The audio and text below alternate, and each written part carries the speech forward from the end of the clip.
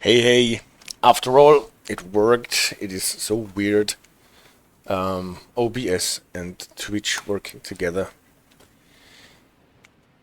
Nevertheless, welcome to my 700 subs on YouTube special stream played out on SimRail, the rail simulator, where I have in mind to play some multiplayer services after we have looked at the locomotives that we're using a bit closer. And so the idea is actually to start setting up the locomotives from cold in a single player environment and then stop the scenario and switch over to multiplayer. And for that, I wanted to first have a look at the bull locomotive that came with the first and still only DLC to this game, because it has the most complicated setup process. I have my... And Raven's Lofty is asking on my Discord server, any idea how long the stream will be? And it will be like 4 hours now, I think. And then later, starting at about like 5, 6-ish maybe. At about 6 p.m. Another 4. And then another like 2 or so, starting at 10.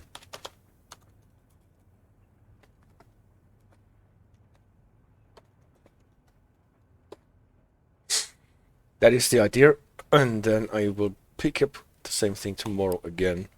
So, because of some things that I need to do today, and because AJ has to go to work, I will not be able to do a continuous 12-hour stream this time.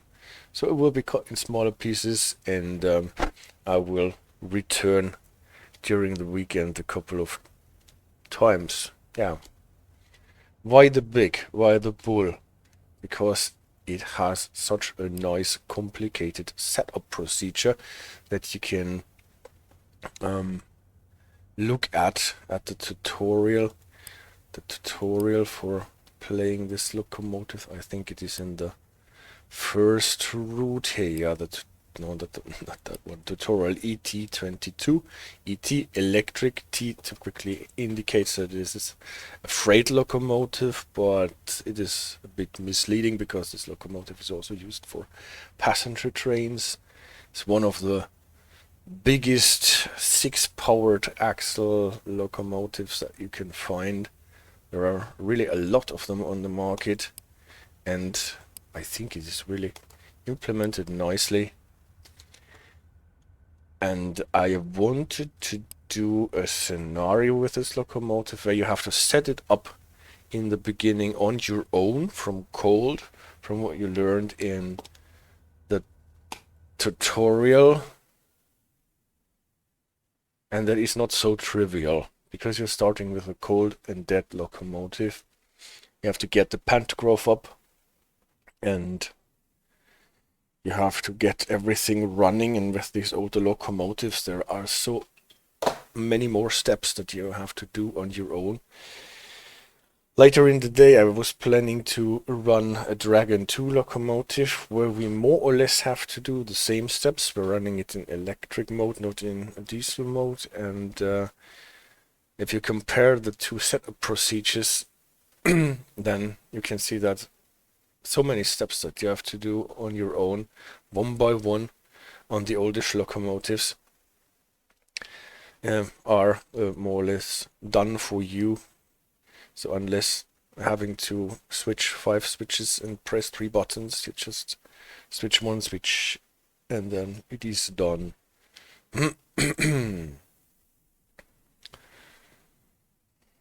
But nevertheless, I really like...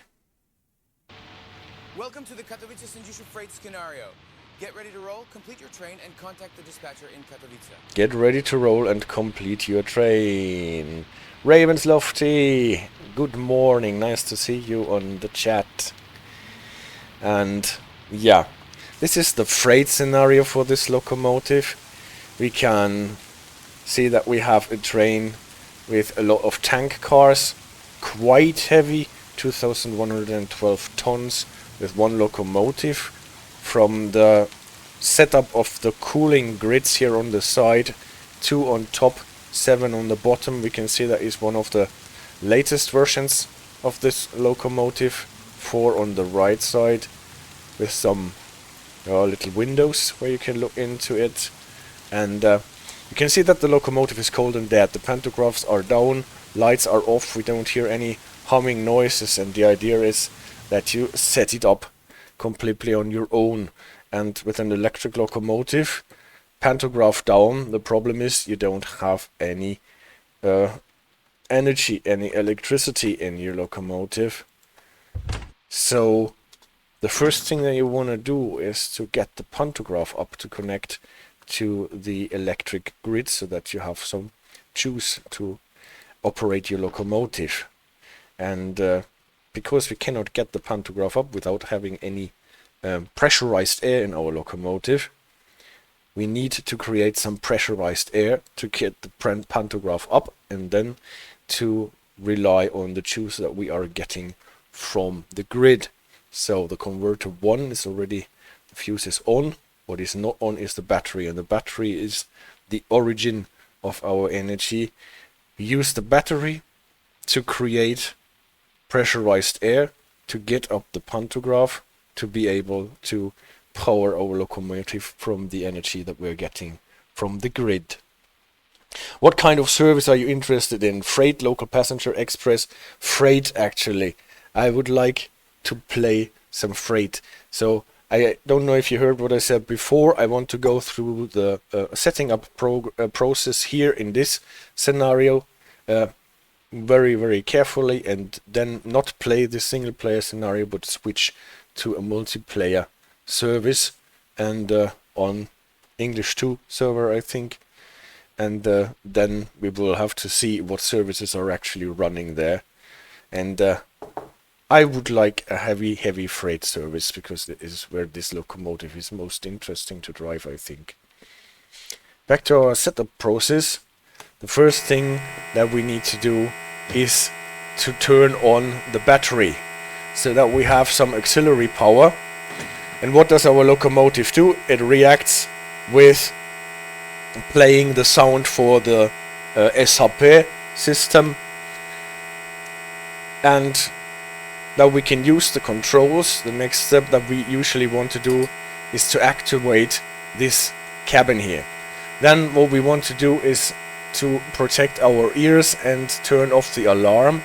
And for that to happen, I'm not entirely sure why we need to do this, but in the tutorials it tells that we have to move the reverser from neutral to either forward or backwards before we hit the vigilance button to turn off the self-test. So that is one thing. The next thing, what we need to do, we see those red lamps here lighting up with cryptic texts, PKP, and so on, and those are relays that protect our engine from voltage or amperage too high. So this is a ground relay. Unlock traction motors overload relay. So this is the relay that also gets kicked if you apply too much power and the amperage gets too high. So we need to unlock this to reset it so that it actually allows current to go through the train. And the same thing is for the auxiliary circuit that we need for all our instruments and the heating especially and all the other stuff. So this is for the traction motors, this is for the rest that needs some energy. Now we have done the three things: battery, cap activation, relay unlock. What you typically on a locomotive like the Dragon 2, you just switch one switch and do all those three things at once. Now we can proceed and try to create some pressurized air to get our pantograph up. And for that we need to do something with the pneumatic rack here. So here you can direct where the pressurized air is going, and for that we have to move this lock here, or we close this valve here, and the main supply tank valve, we have to close that. I'm not entirely sure how the setup of this pneumatic stuff here is, but we have to disconnect the little compressor that we are now operating with the battery from the main tank, because we do not want to fill the main tank. This is much too big a tank for our little battery powered compressor, but we want to get the pressurized air in a tank that is used for getting the pantograph up. And for that we have this inconspicuous button here. Thank you, Ravens Lofty. ET22 found a 267 ton. Alright, provide me with the number later and I will just jump into it as soon as we have this locomotive running here. It will take a couple of minutes because I'm really enjoying this setup procedure. So this inconspicuous button here, if you press it, you operate with your battery a compressor. I don't really know if it is the main compressor or if it's an auxiliary compressor that we use for creating some pressurized air that allows us to get our pantograph up. We have to hold down the button for quite some time, and it will stop as soon as we have enough pressurized air. So if I'm telling something that is not true, don't hesitate to tell me. I've never seen a locomotive of this kind in real life, and I know how to do the setup process from the tutorial here, where it is not actually explained why you are doing stuff. So I am trying to connect this with what I think I know about locomotives in general. But I'm always open for everyone telling me that it is actually quite different that I imagine it is. So now we actually have some pressurized air, and that allows us to get the pantograph up. See, pantograph is down still. And now we have not only one switch to get the pantograph up, as in a modern locomotive, we have a switch that allows us to lower both pantographs, so that we have to unswitch so that the pantographs are not locked, and then we can get the rear pantograph up. See, we have two switches for both pantographs, and now actually the pantograph should go up, and at the same time we're getting some voltage here on the rightmost voltmeter, or however this thing might be called. So now we are still not getting any juice from the line upstairs because the main circuit breaker is still off, but we are getting here our around 3000 volts DC overhead current that we have now sitting on our pantograph. To close the circuits so that we can actually go back to a normal setup with our pneumatic setup, we need to activate the compressor that takes over filling of the main tank with the energy that comes from the overhead catenary now. And for that we have first to close the main circuit switch, and then to allow it to be closed with this switch, and then press this button to actually close it. And if everything works out as it is supposed to, then this blue light here will light up, and it does. And that gives us now access to the energy from the overhead catenary. We still need to turn on the converter to actually get energy for our locomotive. You see now we're getting overhead amperage, and also the voltage for our I think it's for the NN whatever. This voltage also increased a bit, and we need the compressor. You can hear it turning on, and now the compressor can fill the main tank.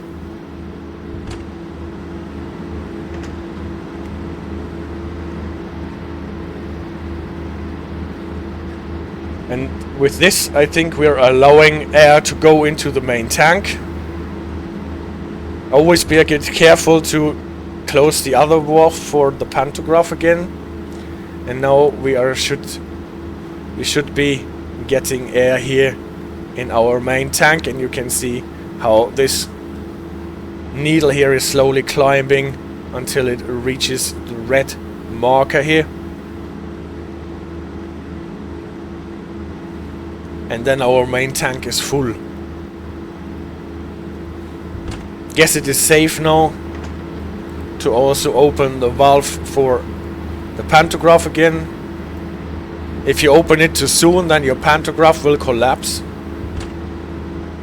and you will lose connection to the overhead grid again. But it looks safe. So now our main tank is being filled. And now all the pressurized air that we need to hold up the pantograph is coming from the overhead catenary. Next thing, radio. To activate the radio, we obviously cannot use 3000 volts DC, but we need some electric conversion. For that we need to turn this switch here to 1, either this one or the other one on the other side, and then we can turn on the radio adapter. This light gets green. Now the compressor stopped working because the main tank is full, but we still hear the electric circuits humming, so we should have still connection to the overhead catenary. Pantograph is still up. Where did I catch myself now? Am I sitting down? I was sitting down. Alright, here we prepared the radio, then we can turn it on.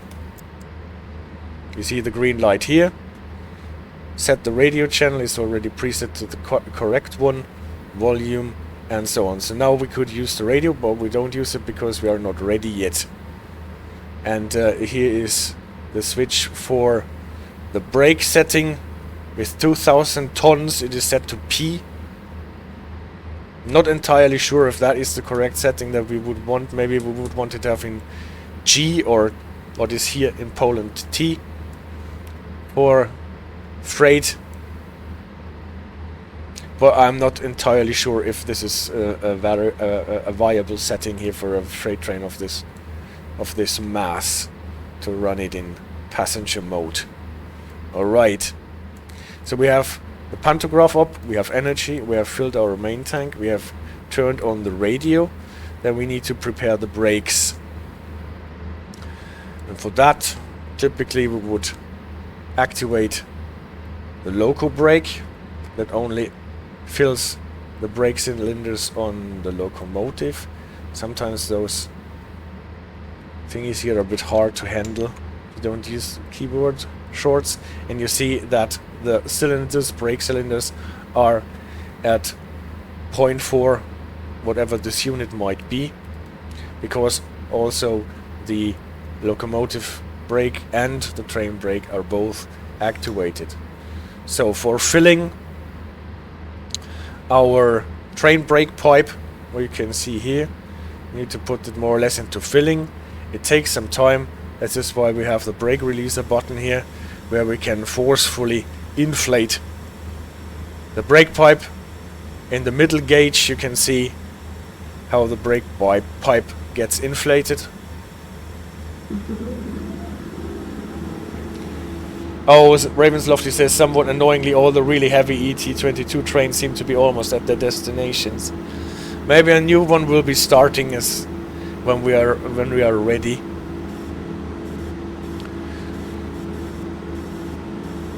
So, train brakes are almost released. Train is only held by loco brake and by the hand brake. The thing is, I think this train cannot be held by the loco brake alone, because it is not powerful enough. That means I will maybe set it to initial braking before I release the handbrake, release the loco brake, or at least halfways or whatever, and then we can finally... Katowice KO train 423042 ready at the entry semaphore T after locomotive repair. 423042 Katowice understood. Providing semaphore. Received. Yes, and now we are getting our semaphore. Still need some wipers to not go crazy. We might want to lower the speed a bit. Now we got our semaphore. It's a half automatic signal. We are not supposed to go faster than 40 until we get out of the interlockings. Then we will go back to line speed. So when actually starting this locomotive, we would probably release the loco brake. You can see that the pressure in the brake cylinders is dropping. Finally, also the train brake. And then with this wheel here, we are applying power. And this is really a cute thing how we are applying power here. Because you can see it at first only on this ammeter here. You can see how the current increases when we are increasing the power. It's always important, the first notch you have to wait a bit until it is working. The next notches you can actually apply rather fast as soon as you realize that your brakes have released.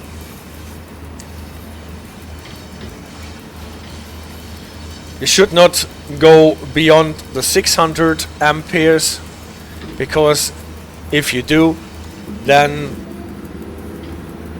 it will probably blow your traction motor's overload relay here. And what you do when switching this wheel here is not like in a Baureihe 111, you are not actually switching Fahrstufen. But if I understood this correctly, then you are removing resistances, like on the 1930 Oidstock underground train, for example, to allow more and more current to flow. And at first, all your traction motors, you have 6 axles, 6 traction motors, are probably, I have not found anything to confirm this, but this is how it seems to be. At first, all of them are in series, so we are actually having our shoes run through all 6 of them consecutively until we get to step 21. And in step 21 we don't have any resistance anymore, and for the next step 22 we will do a transition. We will switch from 6 motors in series to 2 pairs of 3 motors in series. And so we will get 2 readings, one for the first pack of 3 motors and one for the second pack of 3 motors, and that will appear on this ammeter here. So, and you will see that it will be quite volatile when I'm switching this. So the needles are jumping about. So this is always the crucial switch from your non-resistant position to the next one where you do the transition, because here if you switch too fast, it is most likely to kick the overload relay. Again 40 and then go. Let's try this again. Go back to the non-resisting position. We have only amperage here, and probably it won't kick the relay here because it is not enough load. But nevertheless, yeah, it was not enough load, so it was possible to do it here. So we will just try it with the next step. And they always suggest you in the tutorial that you should drive, if possible, in those non-resisting positions. Now I have to reduce the speed anyway, because We are too fast. And this happens a second time from 36 to 37 when we switch our 2 packs of 3 motors to 3 packs of 2 motors, and then the third ammeter will come into play. And every time we are on a non-resistance position, we can also use this shunt regulator to apply more power, but this only works if we are in a non-resisting position. Now we can go 80, so let's try how we can get this locomotive up to speed. First one slow, then we can go pretty fast to 21, also 22, 2 ammeters here. And you can see how the amperage is climbing. And now we switched from 36 to 37. Let's do it again. And this sound here is warning you of an incoming overload. So then you should not switch any more power on it or you will blow your relay. So this is the second non-resisting position. You have 2 packs of 3 motors, and with 37 the third one comes into play. And if we go too fast here, you always have this problem with the overload, because overload on one group is enough. Yes. Again, I will just switch too fast and we will probably get the buzzer, and then this relay here will pop. The overload relay will pop and we get a red light here. So I just keep turning this wheel too fast.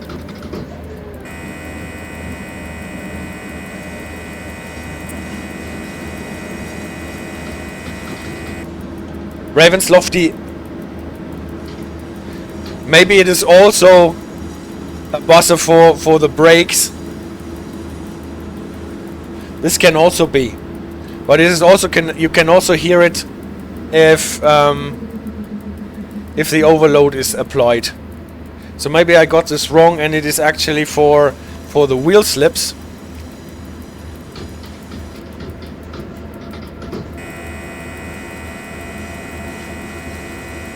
Yeah, probably that's correct. But wheel slips can happen at the same time when you apply too much power, obviously. Then you're risking an overload and at the same time creating wheel slips. And you're right, because the brakes are applied here. You can see it. And it applies the brakes to stop the axles from slipping. Ah, interesting fact. What I was not able to do at the moment is to overload.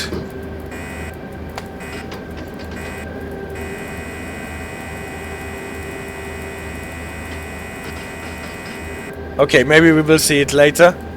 If you want to do it, you cannot do it. Maybe you need a gradient for that. So this is the wheel slip protection system that the buzzer is for. Alright. Or maybe it is used for both things. Can I provoke an overload now? Cannot provide it here. Provoke it here. Maybe we need it on some piece of track that requires a bit more force, like on an incline. And Raven's Lofty says, I find it very useful to bind the sender to a keyboard shortcut for trains like this. Yes. Actually, I'm not using the sender so much on this locomotive, but I have already connected it to that. And the buzzer. Let's try find out if it is only for the wheel slip. Yeah, the shunt regulators are definitely important for that. It gives you a bit of a more smooth increase of power, but you need to get a feel for it when you use the shunt regulators and when you actually want to go to a different transition position. Return to the main menu. Now let's see if we can find an ET22 service.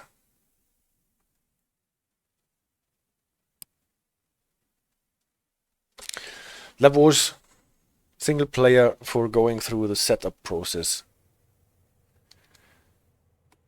Multiplayer, English 2.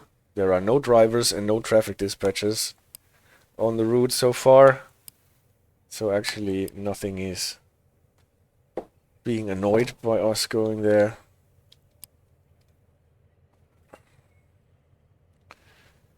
Let's see, 42, 40, 36. Yes, 24 hours, 24 minutes, next station, Czarnica. It's played.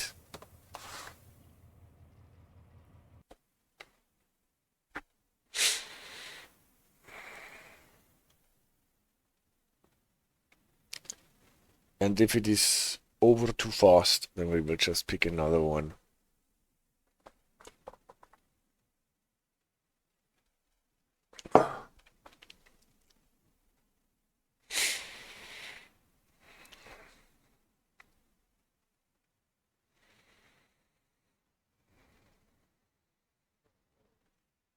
Oh.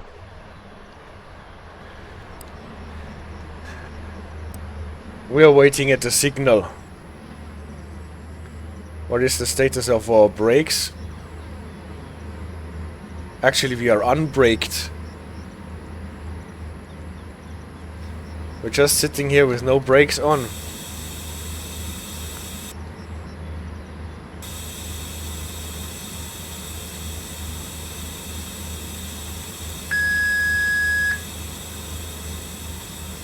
Oh, someone jumped into tunnel.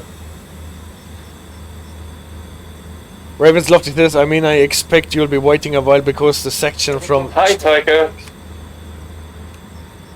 Hello! This is driver 424036, Tiger. Was this the dispatcher on tunnel? It's lofty, of course, because why not? Perfect, thank you so much.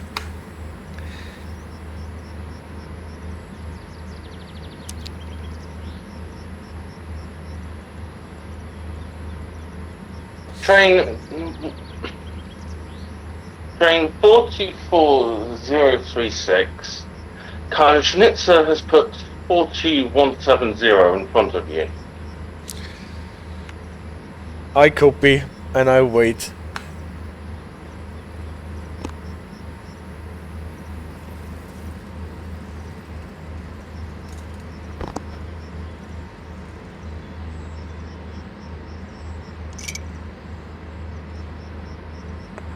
Yes, carry voices, says AJ. If it works, then we can actually communicate in-game with the radio here.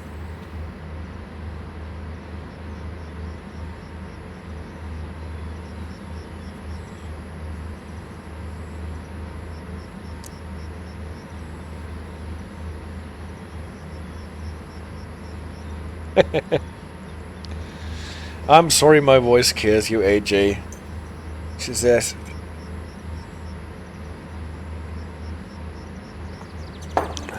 Maybe it was my voice scaring her.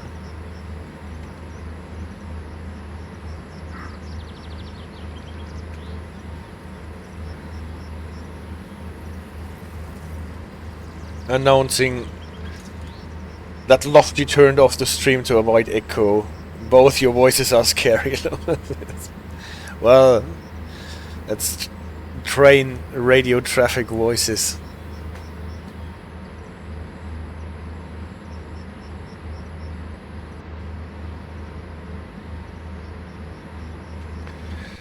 So what actually do we have here?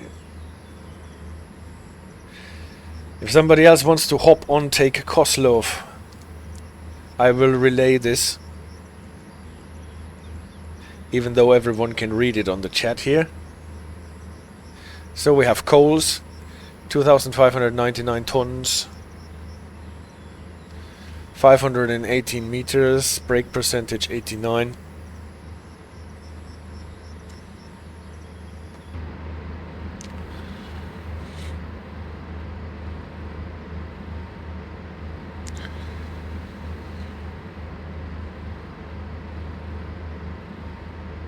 So we're running northbound, or are we running southbound?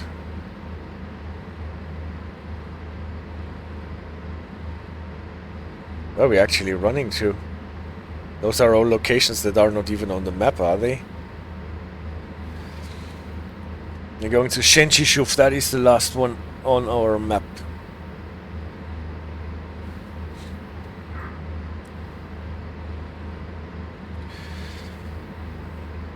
So Kozlov is actually dispatching trains about.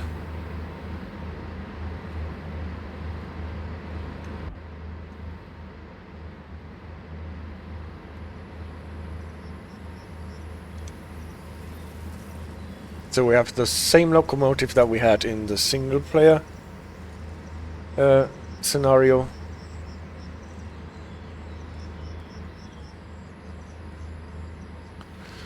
We're sitting here on the loop track at Charsnica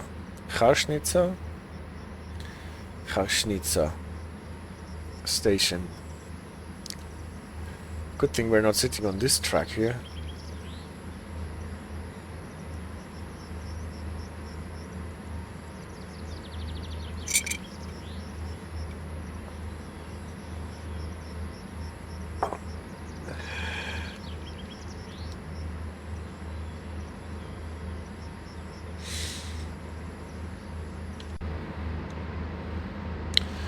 So, as long as we are waiting, we can actually do a check of all our systems here. Main reservoir is almost full. The brake pipe is a bit lowered. Cylinders have some pressure. We have enough juice. Maybe I want to turn on, well, lights on the front are okay. Instrument lighting dimming? No, I want the instrument light on. Where is my instrument light? Here. And this is one of those scary speed clocks. Forgot what CD Radar called it, a Tsitsi or something like this. And this is always when you're driving doing this, the sound as if someone is dancing a flamenco around you.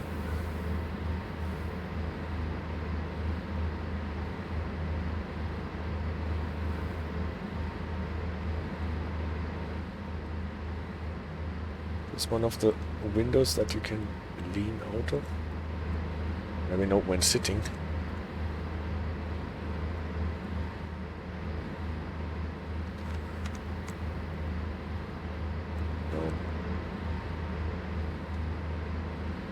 No, no, no, no.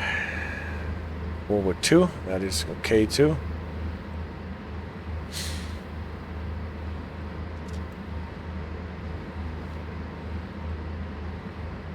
Radio channel 4, all good.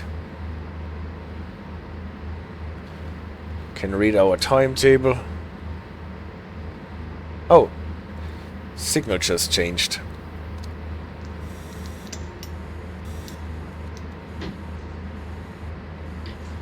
Yep, 42170 just cleared, so Schnitzer should have given you the signal speed.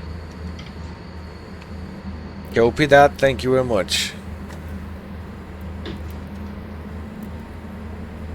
Sarith, nice to see you on the chat.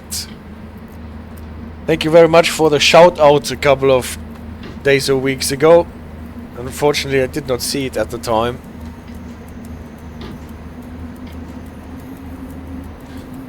Yeah, now with this train we can actually get a much higher reading of the on the ammeter here, and need to be careful.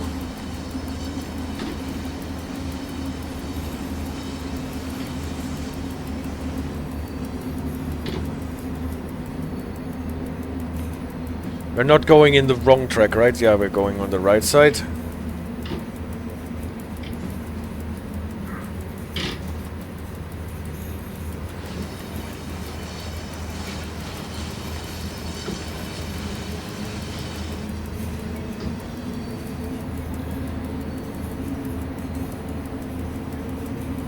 This is the part between Chasnica and Tunel where you always get those annoying speed reductions because of the level crossings. At the moment it doesn't really bug us because we're limited to 40 by force, by order of the signal.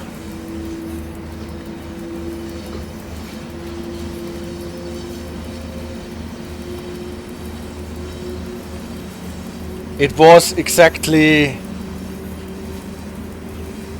20 days ago. I can still see it in the history.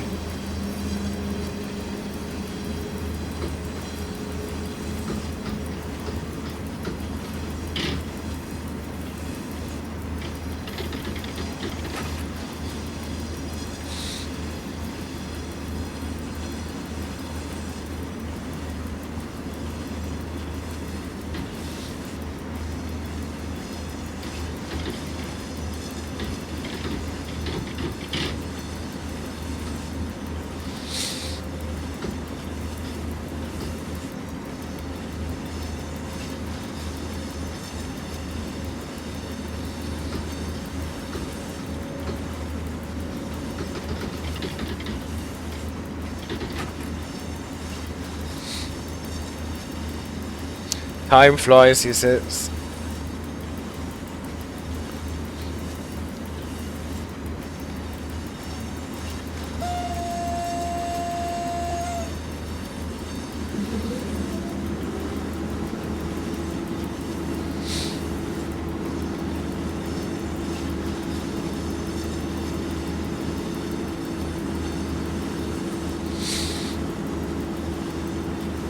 So, this sign here tells us reduction to 50. This time a sign tells us reduction to 50 released. But obviously, if there is no C in this second sign, we have to pass it with the full train, and this is 518 meters. So it will take some time.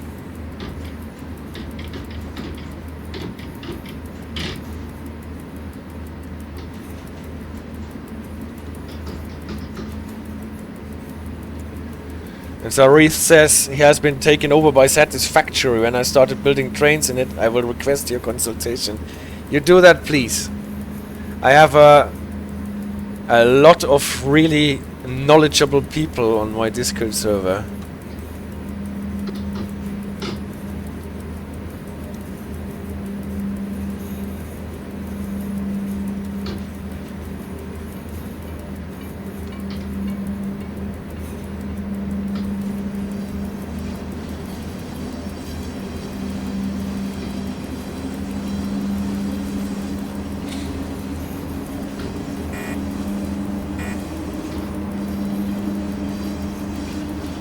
So here I could provoke a ground relay or an overload relay. So if I apply too much power here, as you can see, now I lost all my power. The light here turned on. What I need to do, get the throttle position to 0, press this button, light turns off, and then I can start building it up again.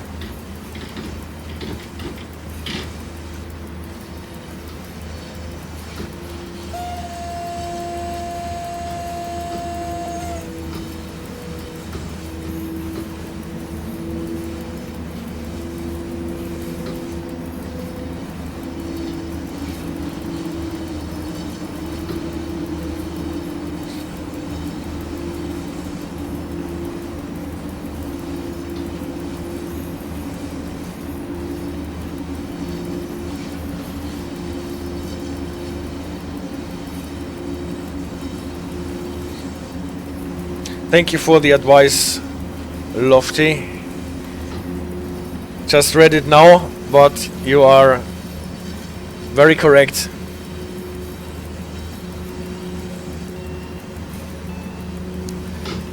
I was thinking, because I have to slow down for the level crossings anyway, there is not much lost when popping the relay.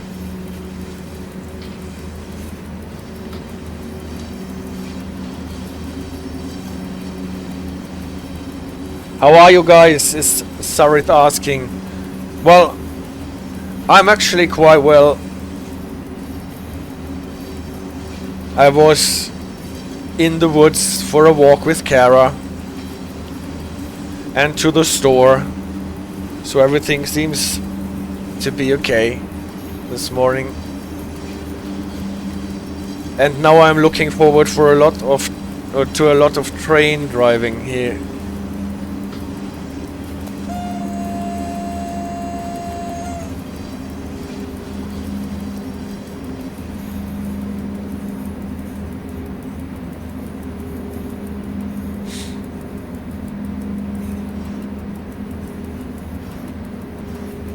Congrats with 150 subs, he says. Thank you very much. Maybe in one more year or two I actually make the 1000. 700 says HA, not 100. Did I say 150? 750, sorry. So, another level crossing, another reduction to 40. Again, we have to get our long train through this reduction. And the next one is announced to 60 here.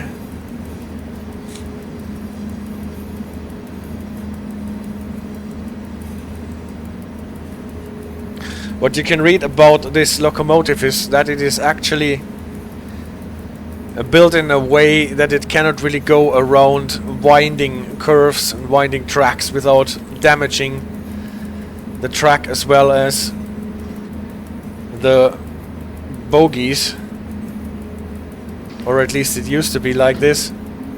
Apparently it's better now.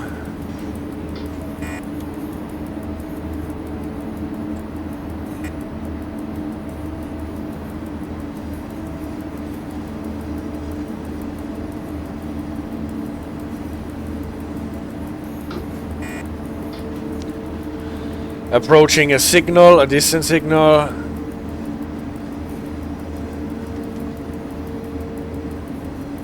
And it is flashing yellow, meaning we have to slow down to 60 or 40 at the next signal.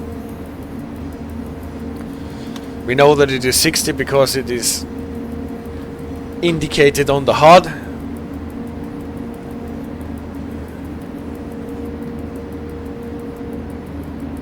And at the same time we're getting a track speed limit to 60 at this sign here, permanent one.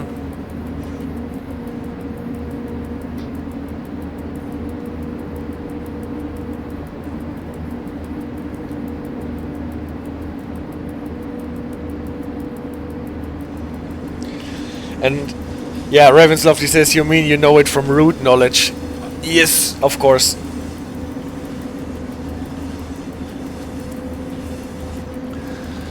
Of course, this is what I wanted to say. Repeater. Signa potrzebujące or something like this. Repeats the flashing yellow. So signal is still at 60. Since we know it from route knowledge, here you can see the Roman 3. And here is one of those ET57 trains, I think it was. Or the other one. Yellow with yellow band, 60, 60 and go. And we have a delay of 45 minutes. Stout.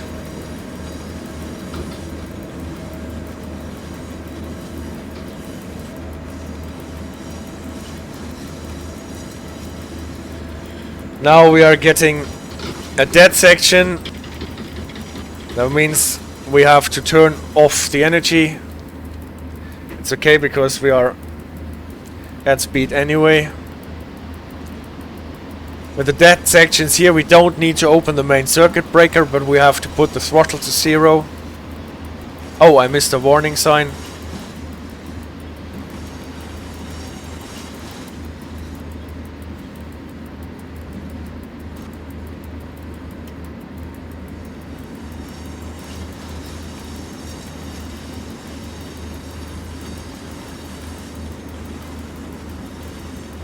Because I read the chat, I'm not entirely sure if the dead section is over. It probably is, because otherwise it will be a very long dead section. So, tunnel.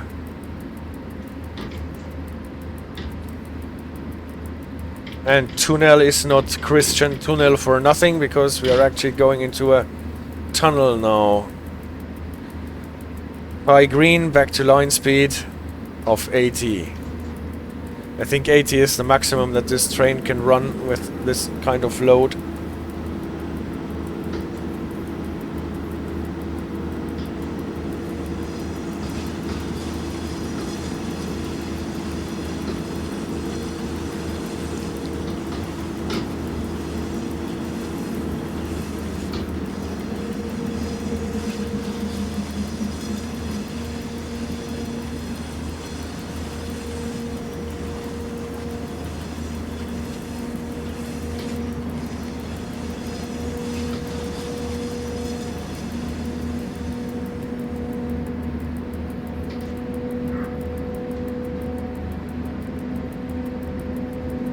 Lofty says I don't even get a honk for my hard work of clicking buttons on a screen. Well, you know that I am from Germany, where honking the horn just for fun is a serious offense. But I will do it next time anyway. And try to overcome my inhibition.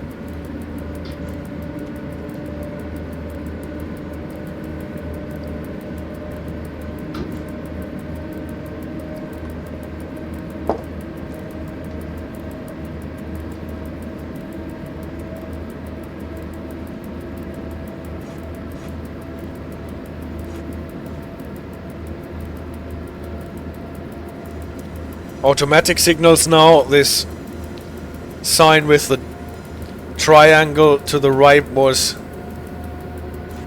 the Polish equivalent of a checkerboard, telling us that the signal that we were expecting to the right of the track was actually situated on the left.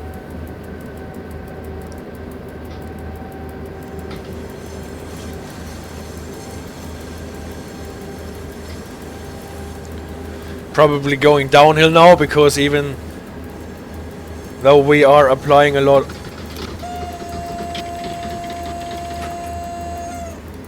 of power, we don't need an awful lot of energy. Green distance signal.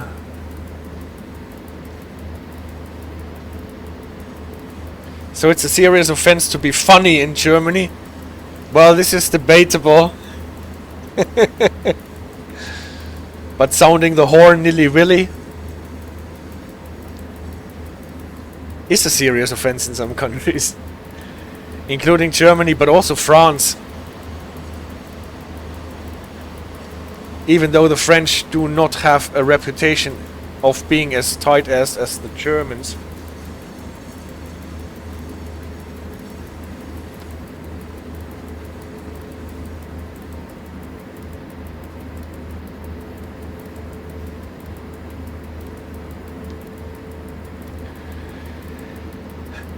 Vyskaznik 18, last automatic signal.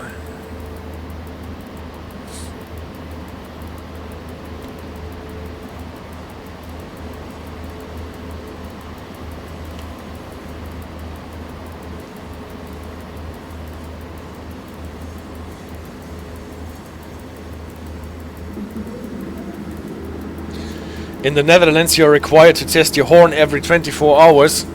Yeah, probably always at midnight, right?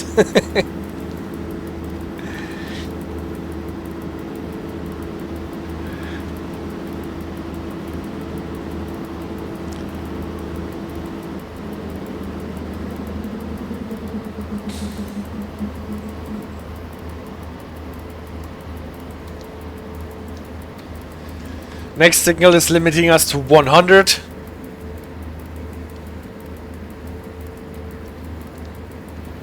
And go. Does not really affect us too much, since we are limited to 80 because of being so heavy.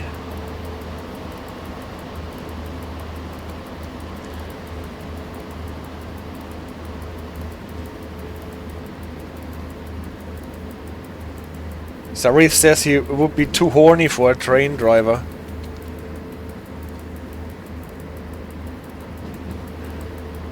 Well, I don't think I can answer that. Koslov.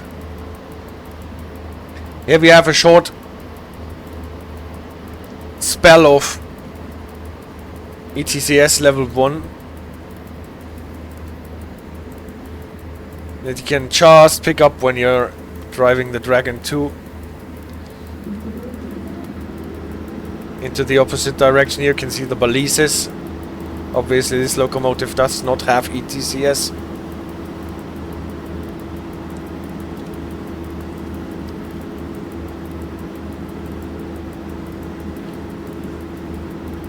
More route knowledge is that you'd always get the 100 aspect at Koslov because you need to cross points to Zenjishuf.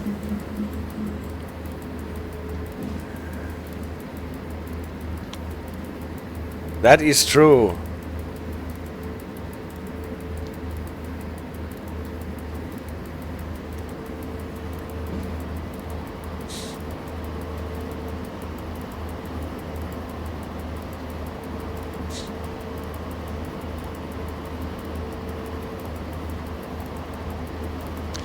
And here ETCS is already over. If you get the 40 kilometers aspect, that's when I'd worry. Well,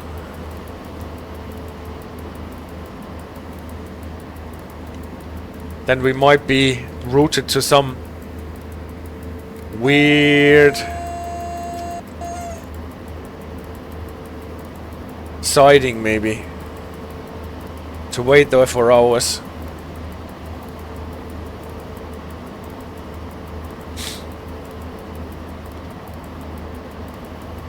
But it is not considered going on the wrong track where we are going now, right? At least I did not see a wrong track with Kashnik on the last signal. Maybe I missed it.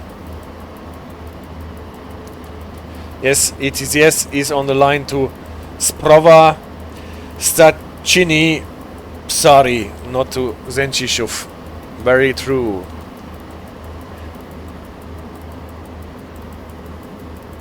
When you see those signs from the back, you always know that the dead section is incoming. And here is our begin of dead section sign.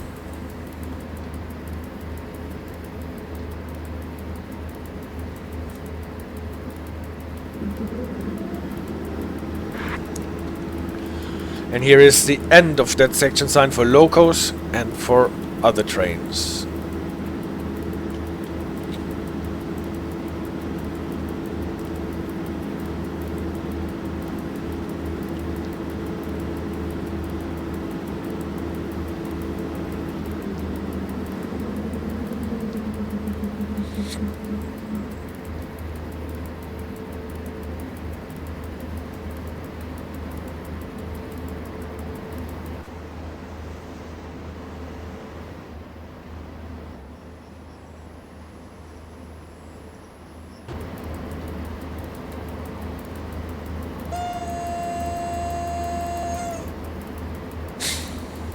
It's slightly scary to think I have route knowledge of a line in Poland I'll probably never even ride as a passenger, says Ravenslofty.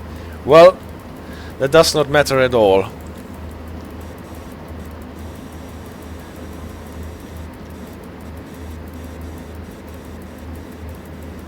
So, going in an incline as it seems, losing speed at any rate. We build up our traction again, always careful with the first step after the non-resistance position.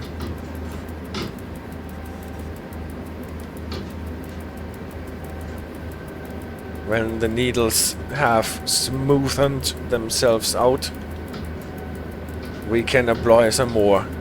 And with this heavy train, as soon as we're going in an incline,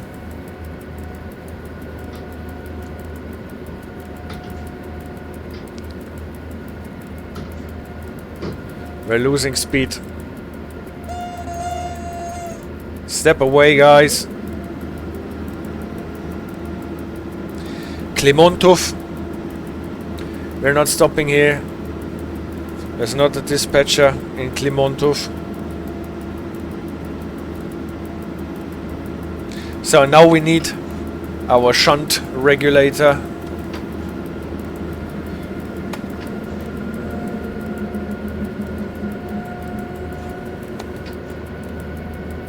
To make this bull work a bit harder.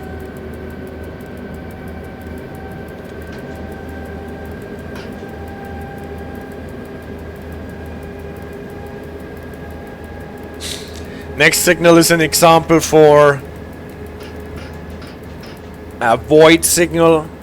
Know that from German signaling as well. This white cross indicates the start signal as irrelevant.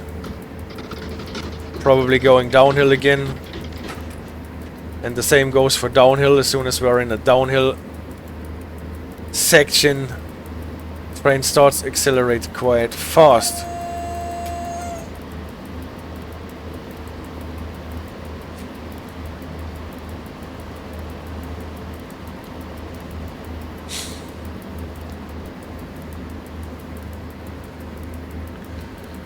There is another void signal next to a level crossing.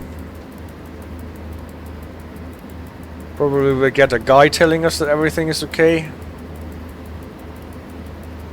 Or not. Maybe I just didn't see him. Sometimes you have those guys waving a white light next to the level crossing, indicating that level crossing is secure.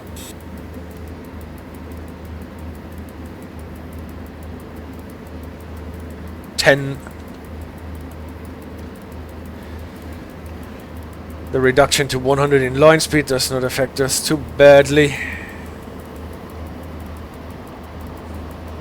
Distance signal is green.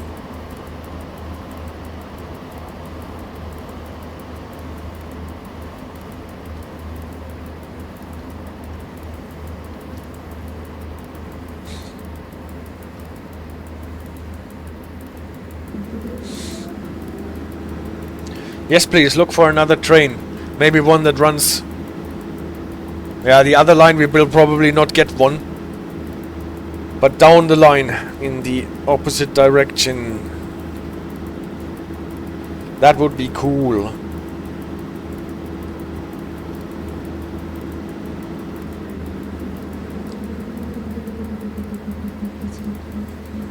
While we are approaching Gniewiecin. And soon after Sędziszów.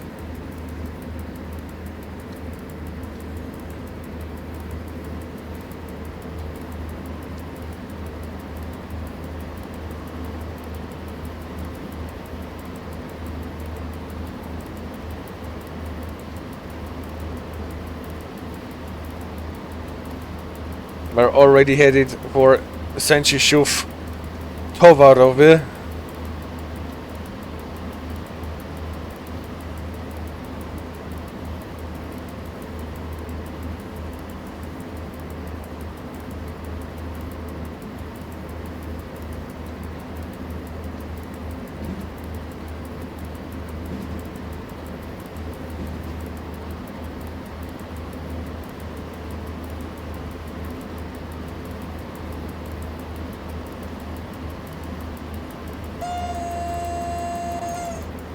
Always good to have honking boards at the station, but probably they were not for us because we're not getting a message.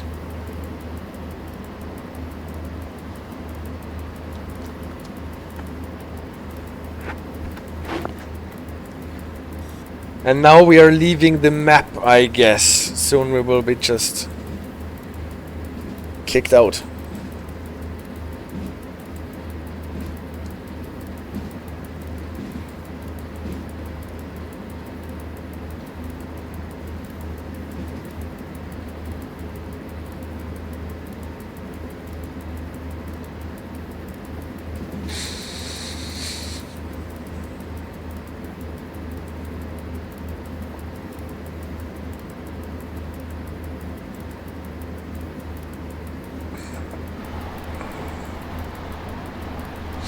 It's one of the passenger trains.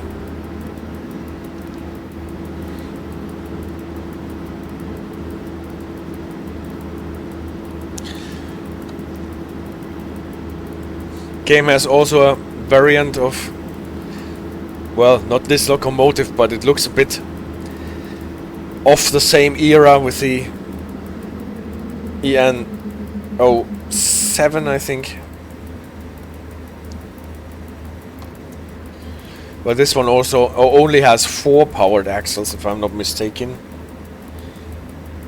14, 42, 67 goes the opposite direction. I will switch to that as soon as we are kicked out of the map here. Because now we are getting closer to the end of the map, I was about to say.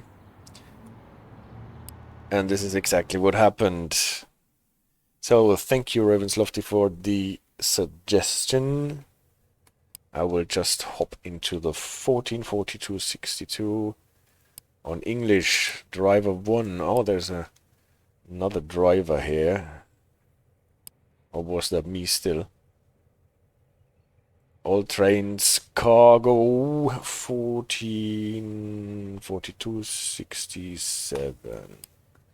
That one. 1 hour 21 left. That will fill the stream, probably.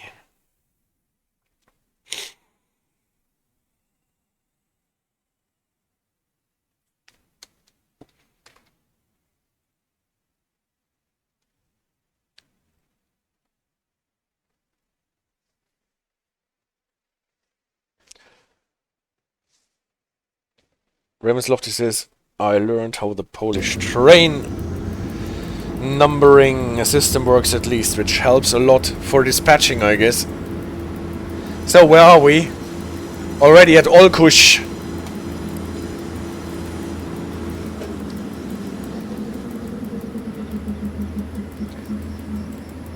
Brakes are on running, everything is released. I want instrument lighting. Okay. That was...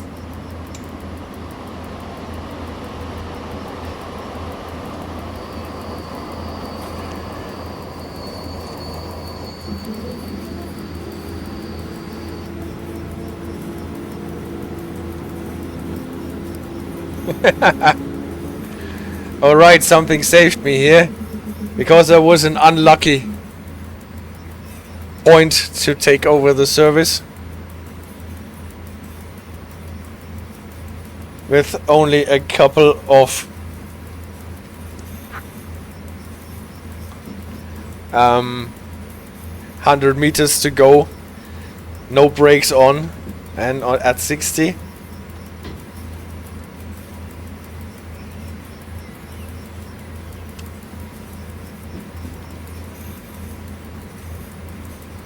That was hilarious, right? Did you see how I handed it back to the bot so the bot would spat and not me?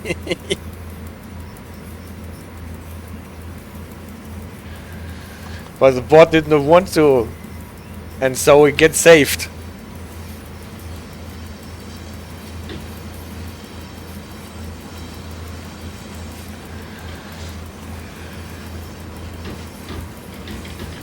Alright, let's get this train up to speed. How heavy are we? 960 tons. That is quite lightweight compared to what we had before.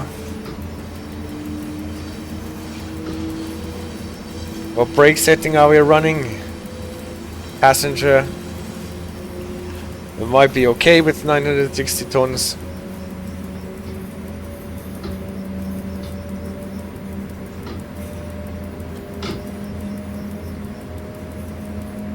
Vmax of 90. Alright.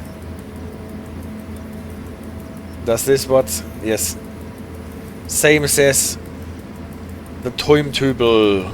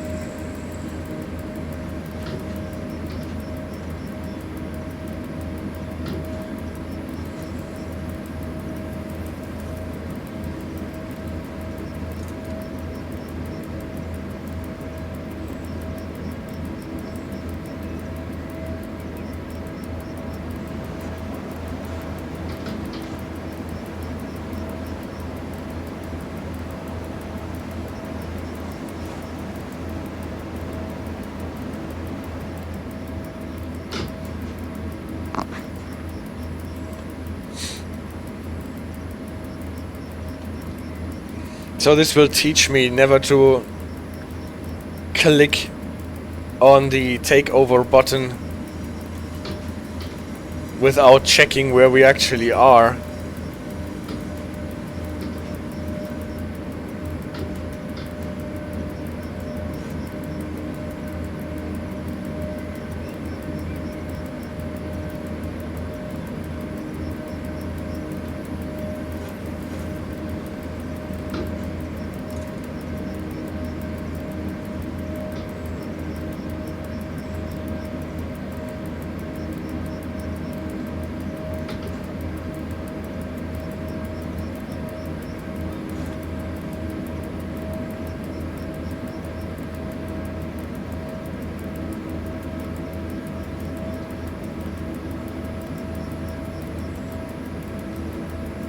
SimRail has a surprising variety of community websites, which is how I've been suggesting trains for use as Ravenslofty.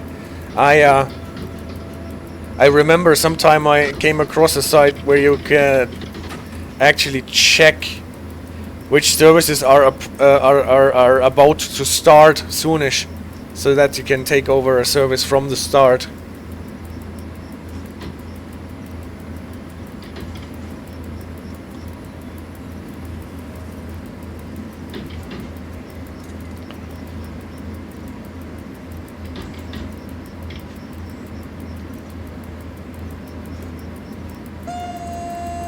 And I guess this game really has a very active community, even though it cannot be so big. Here is one of those guys waving us. All right. Level crossing has been secured.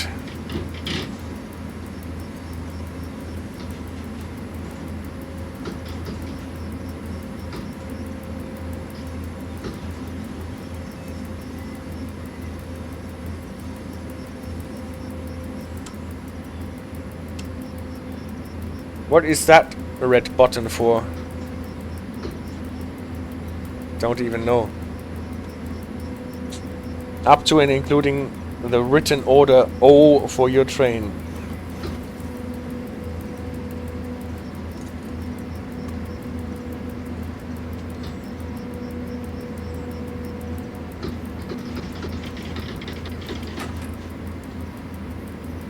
I see. That is cool.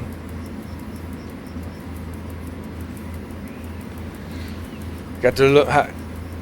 I know that's in Polish operating rules. You would denote orders with letters. So someone actually took it upon themselves to write those orders for the temporary speed restrictions. That's cool.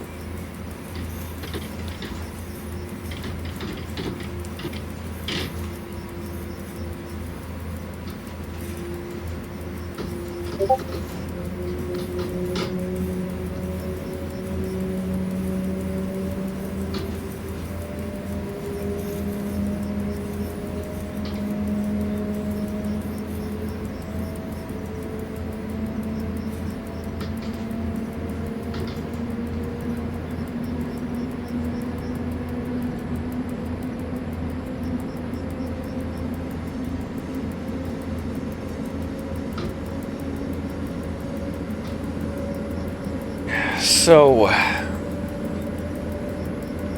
getting closer to Olkusz.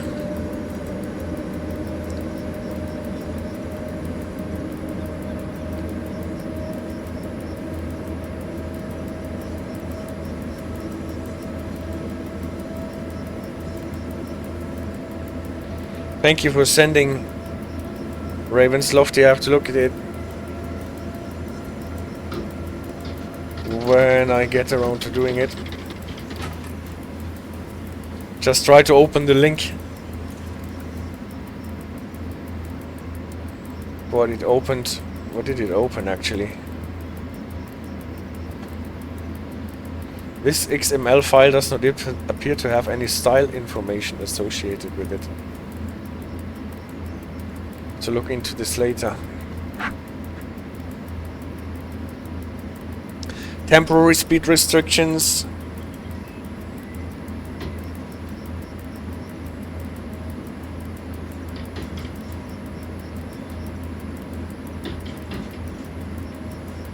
You can recognize them by them being orange signs instead of white signs.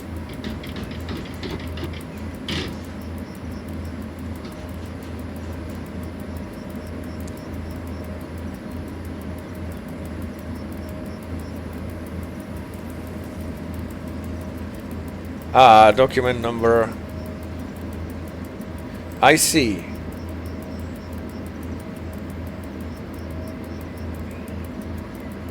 And now I see the written order O. Wolbrom, Dąbrowa Górnicza, Wschodnia, Sosnowiec, Dówka. Oh yeah, that is still incoming.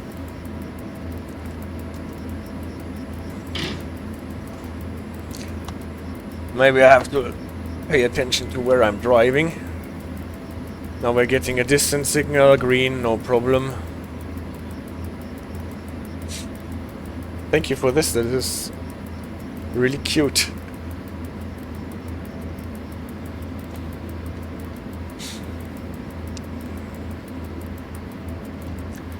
So I think it is fair to say that in general the members of the SimRail community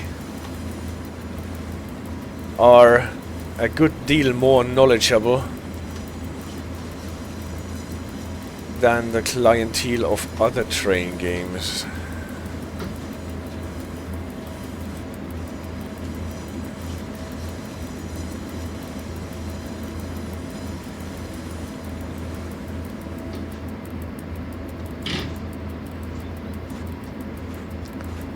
Olkusz.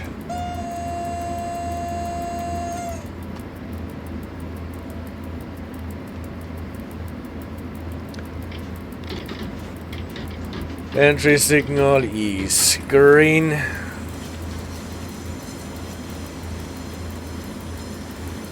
And we're actually early.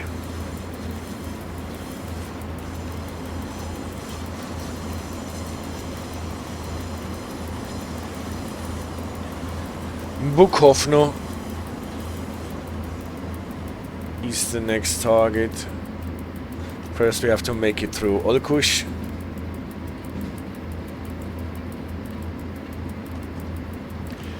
I think my favorite bit, says Ravens Lofty, was the time I got a written order N, left track operation due to a blockage, given to me by a dispatcher.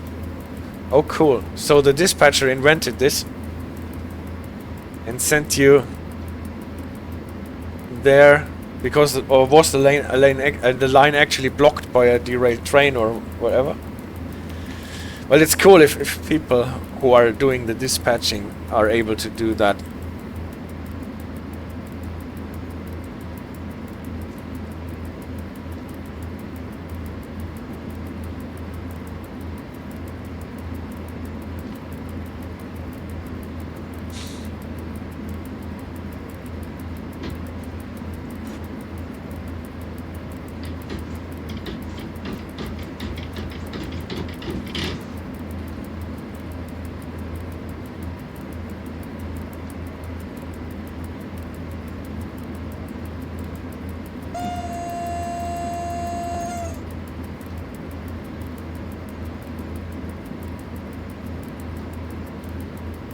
It was an event on the CN1 server where they pretended the line was blocked.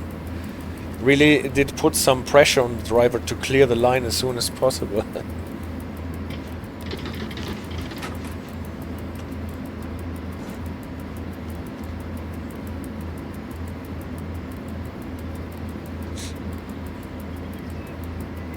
Is CN1 server, is it the Chinese server or the Canadian server?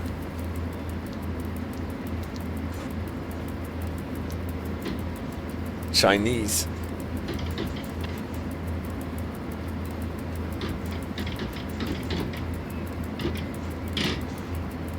And it was just used for this event, or was it actually a Chinese event? Perny! He says, had to pick the weekend when I'm out. I'm so sorry. Will you be streaming in like 6 hours? Yes, most probably. And he says dispatching on the Chinese server sucks.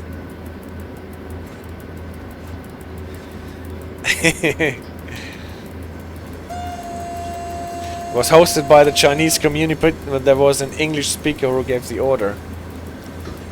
Alright. Well, that's impressive what is happening in the community on this game.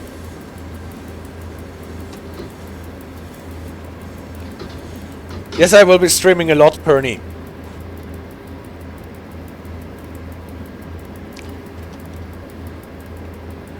I will do now a 4-hour block, then later starting at around 6 a second 4-hour block, and then another block in the evening, and tomorrow also in the afternoon and in the evening. If everything works out as I thought it might.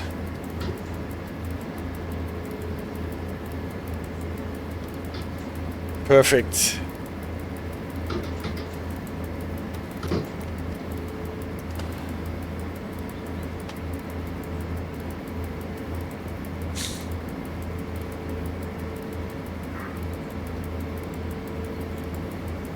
(144267) entrance to the track number 1. That is nice. Thank you very much, AI dispatcher.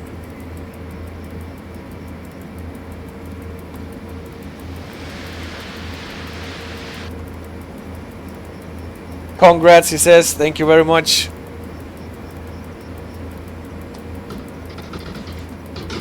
What I found irritating in the beginning is that if there is no one to hear you, you cannot use your push to talk button for the radio. Now we thought, why is this not working? Did I align a non-existing key?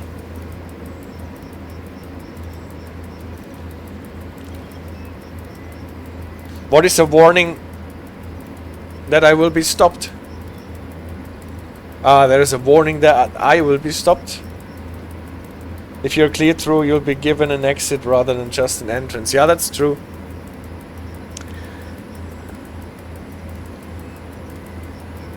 We can see it already in the HUD that the next signal is yellow.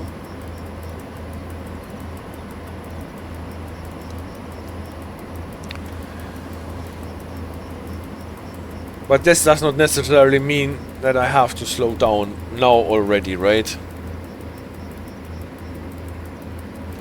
I'm still playing on the full HUD, yeah.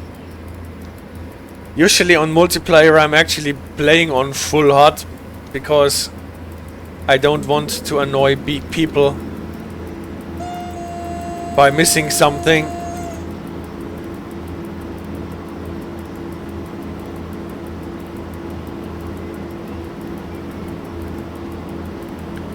Distance signal is green.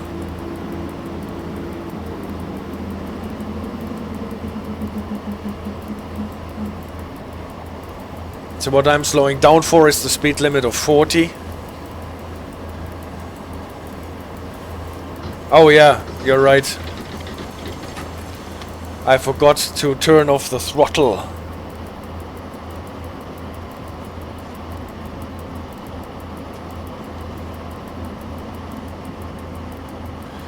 There was a bit of unintentional power braking. Last repeater signal is announcing that we have to stop. Just as Ravenslofty predicted. This is the home signal most probably, allowing us into the station, but not out of it.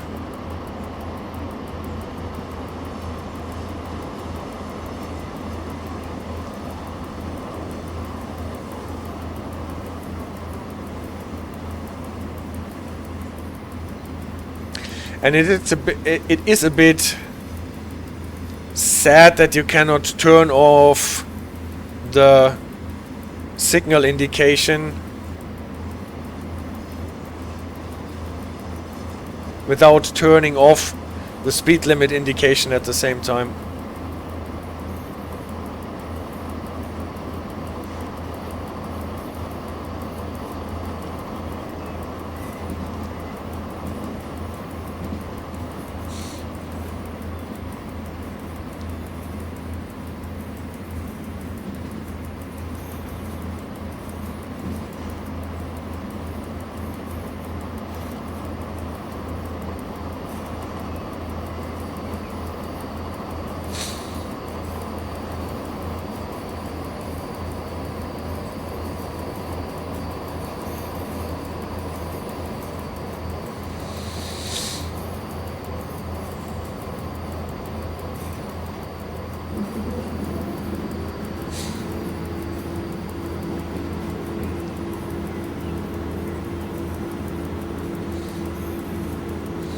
So here's not a good place to stall the train because at the moment we are in a dead section.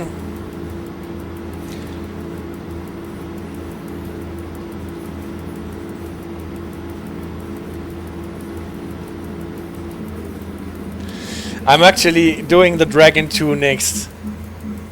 And I'm supposed to eco-drive it. Yeah, why not? At any rate, we are playing the Dragon 2 next. So just to see how this works in comparison to the setup procedure on this Loco here. But how to eco-drive it, we will see how economical this works.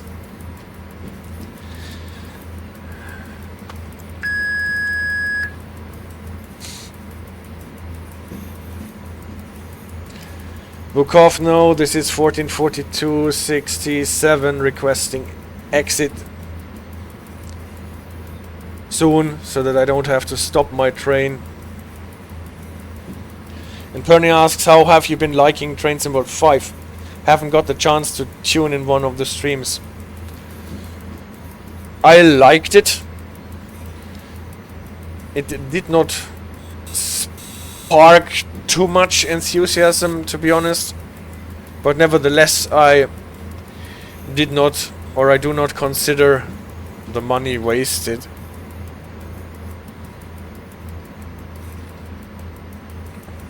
Some things have already been fixed, like this weird signal with the white ZS7. Oh, another cheap viewers guy. Thank you for the exit signal.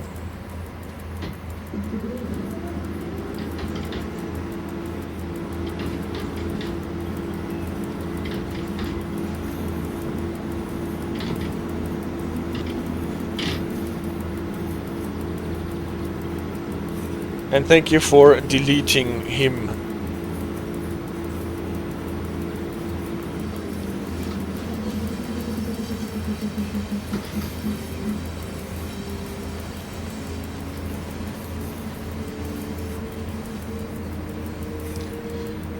I hope they really do a big overhaul for the West Coast main line, for example.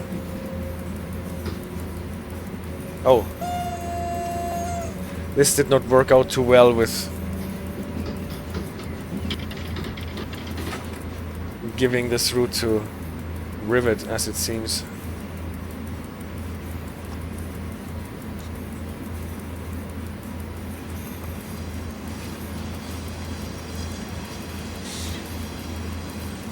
But actually I have not been playing Train Sim World 5 a lot outside of the streams.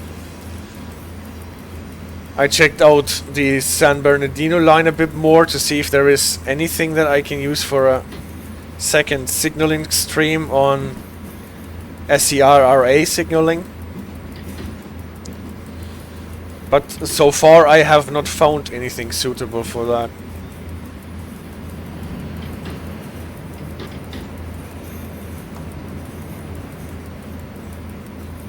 Thank you for subscribing.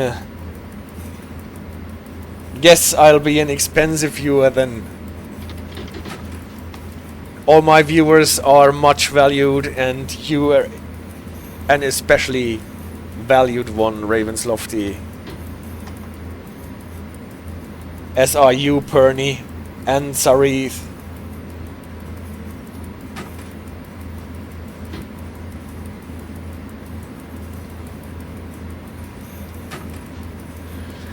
Who wants cheap viewers, huh? Those are the things that I will never understand.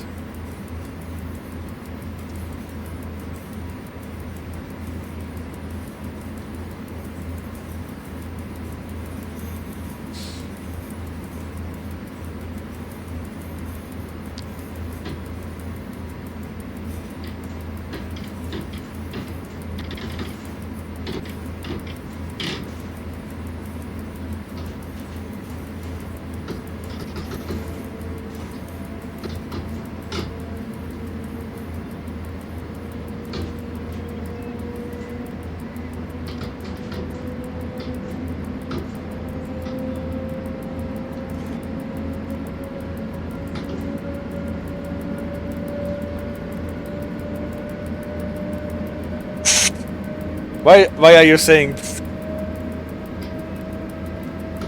Don't you want to be a especially valued viewer?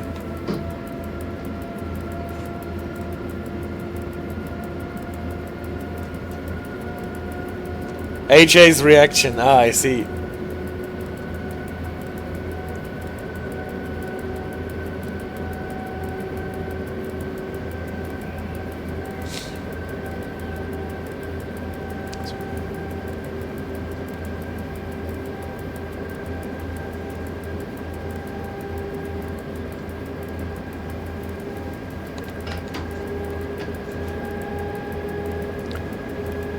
Well, let's speed this up a bit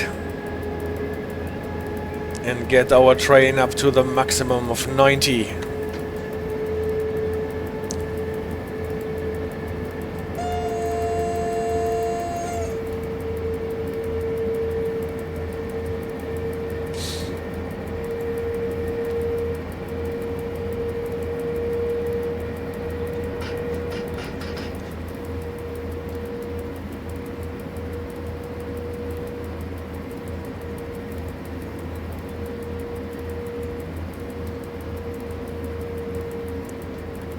Tiger's presentation: always be cautious when driving.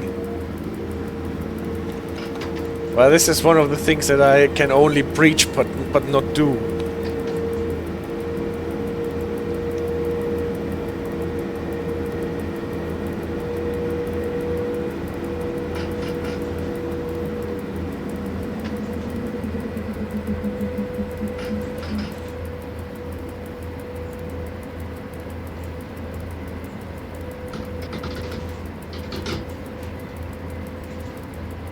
Downhill.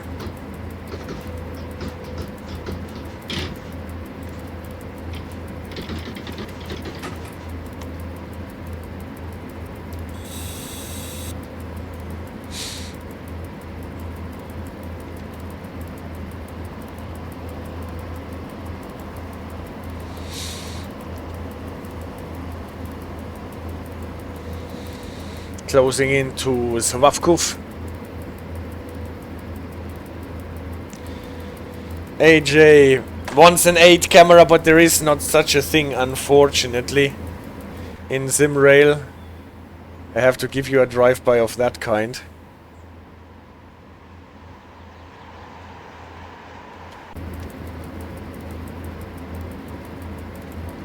Yes, just wait a bit, then the points come back.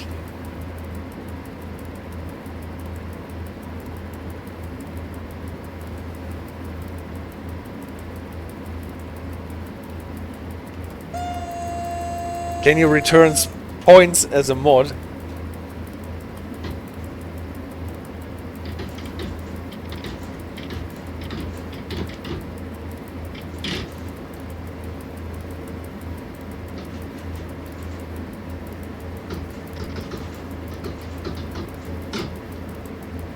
Speed limit to 70 incoming.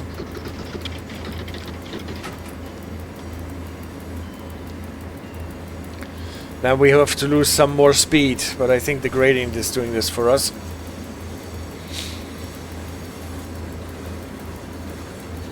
Almost at any rate.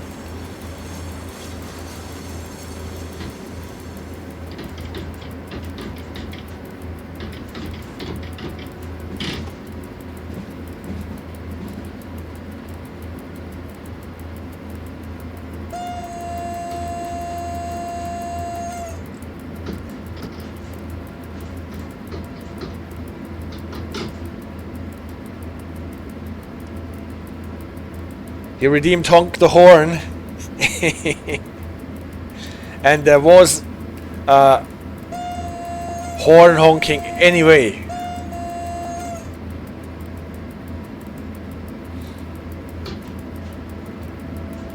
So Perny asked, what do you think about honking at players in multiplayer?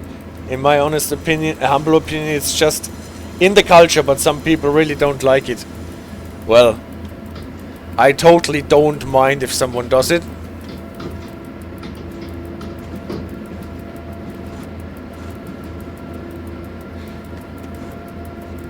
As long as nobody gets annoyed if you don't do it, because obviously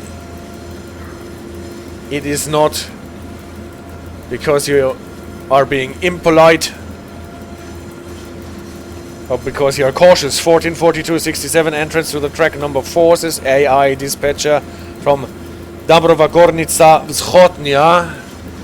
That means we are getting an entry, but we are not routed through. ICD radar. Heavy Kabisa, he says. What language is this now?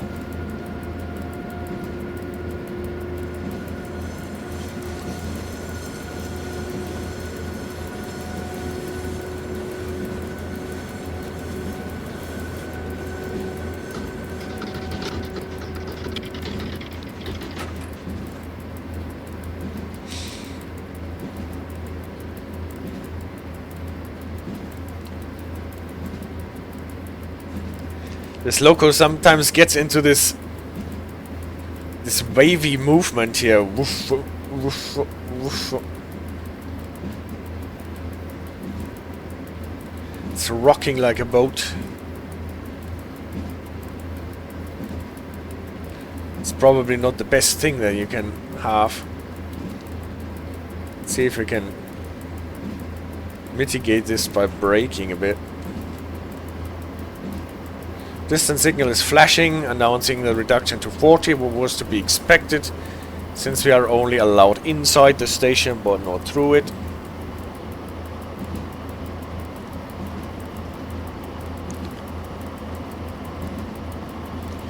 And did you miss something, CD Radar?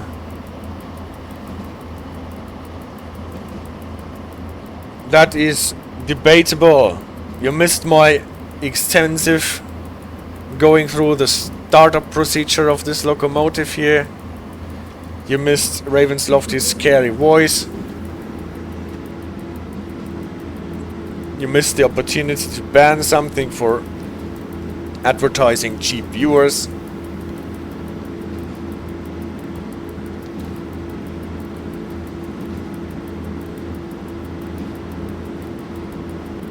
And you missed Ravensloft's interesting report about a Chinese event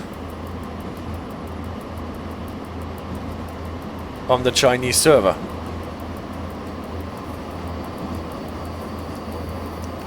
To be fair, I teased you about your lack of cautious driving, and yet when driving a PC11 I aim for 160 to 0 in 1 kilometers.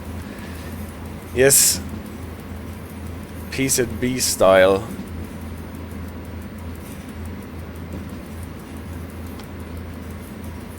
Well, that's the nice thing about the simulator, that you can play around a bit.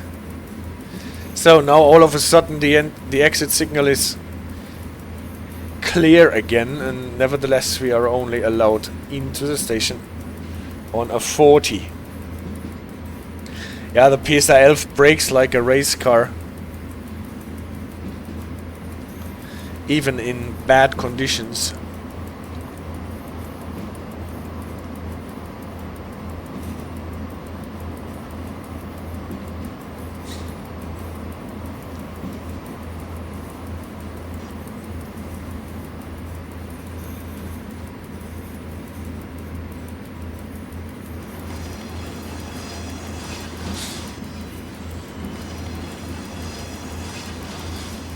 Oh, I did not pay attention. Are we going on the left track here?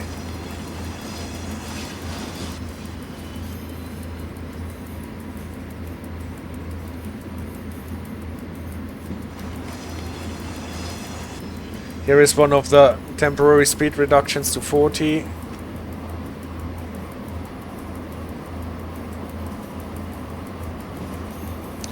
No, I don't think that we're going on the left track. So far everything seems to be normal.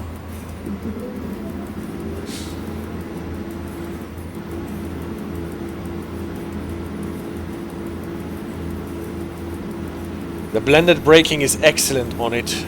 Even the Pendo has pretty good blended braking, but I prefer to use the electrodynamic brakes as much as possible there. Yeah, so am I. So do I think is the word. In the mod view, Perny says you can refund points. On the side there is the channel points icon which shows you the recently claimed ones.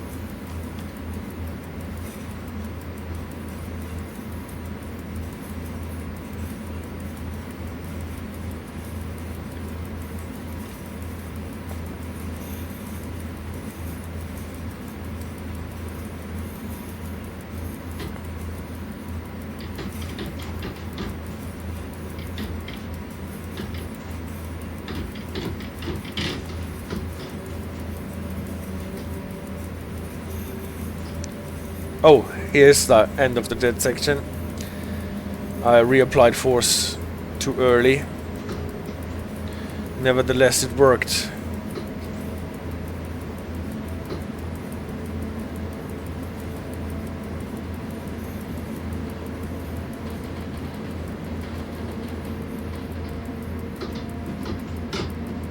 What's this, Ravenloft? I feel like it's what you'd do in actual practice, and the ETCS braking curve seems to assume you're at like step 6-7 of braking. You'd spill a few drinks with that. Yeah. Yes. So you really need to start braking as soon as you're getting close to any reduction. Can't really rely on the ETCS braking curve. Radio check after changing to channel 3.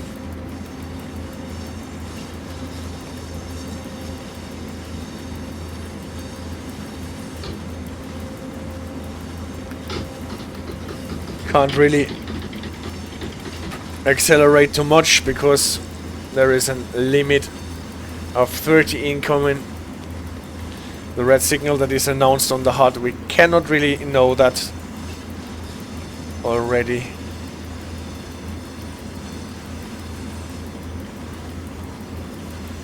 And AJ and Perny are trying to figure out that stuff with refunding the points.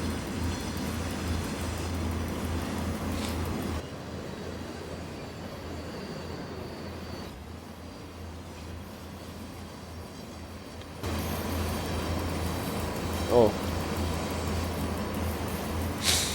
Guess the train will accelerate a bit as soon as we are across the grade.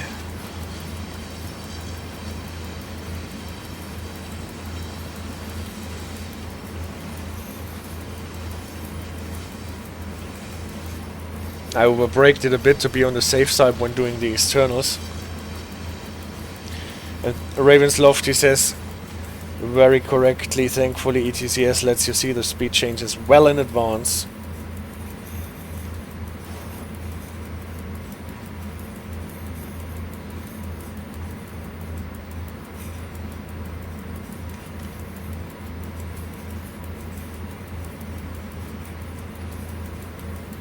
Does someone know if ETCS works in multiplayer? I never got my train moving when I tried turning it on. Tried on the Pendolino, by the way. I think it does. I think it does. I think I've already ran Pendolino services on multiplayer on ETCS.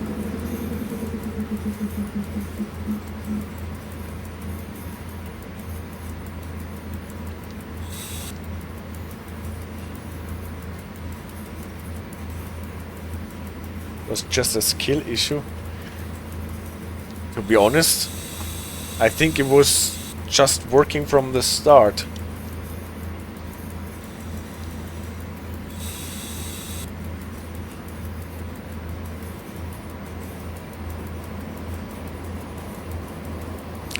So here's my 30 limit for rushing down into the line here.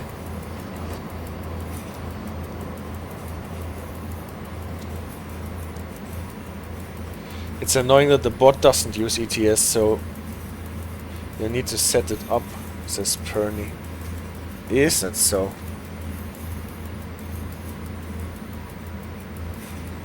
Maybe the ETCS trains that I took over before they got into the ETCS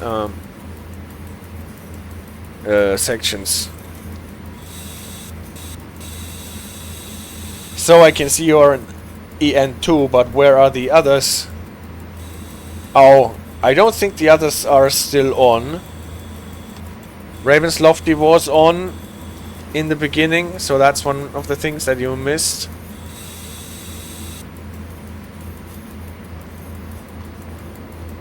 And Ravenslofty says that the bots sometimes mess up with setting up ETCS. I guess that is difficult because you never know when player will take over.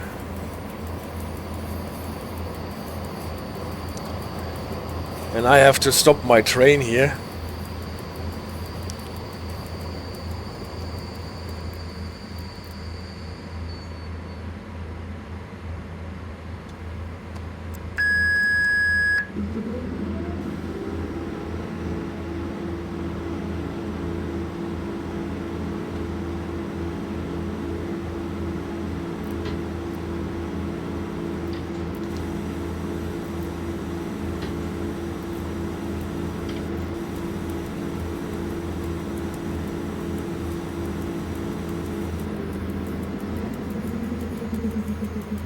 And Bernie announces that he will be on at the next stream that starts at around 6.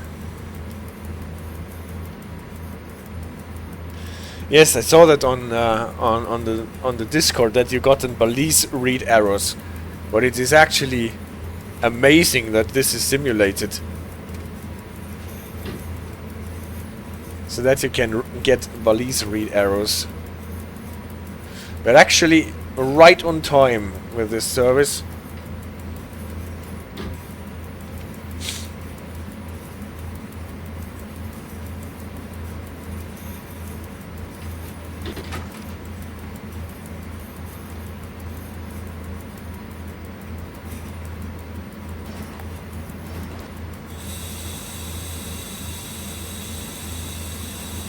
Next speed limit to 80 is not really bugging us a lot because we are not out of the 30 limit yet.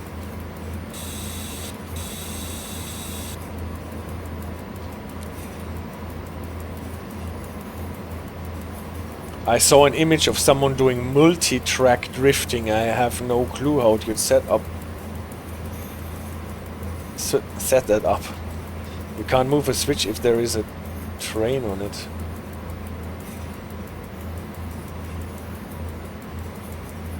Well, those are the weird things.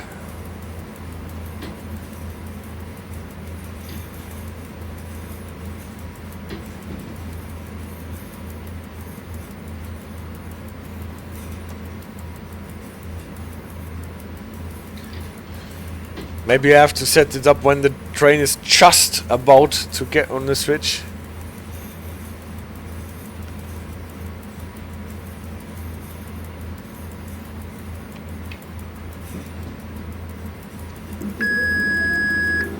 Fourteen 42 67 radio check after switching to channel 5. And 604024 has finally got an exit to Dąbrowa Górnicza Południowa.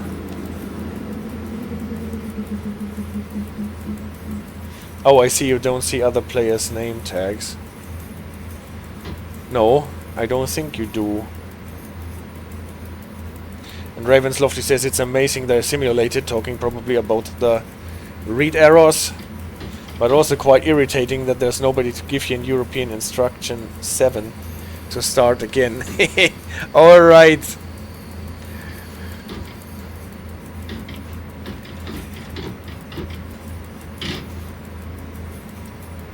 The European instruction number 7. So if that actually was implemented for something that rarely ever happens, that's almost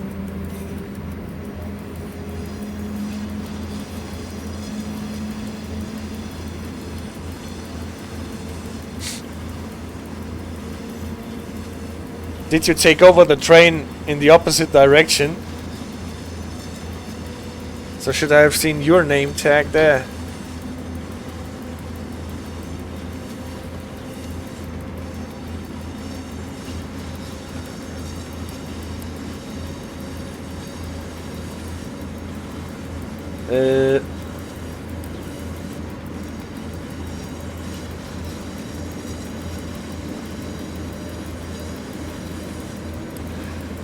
Well, I might have to ask you where exactly so that I don't have to look around while approaching a red signal. Overhead usernames enabled MP.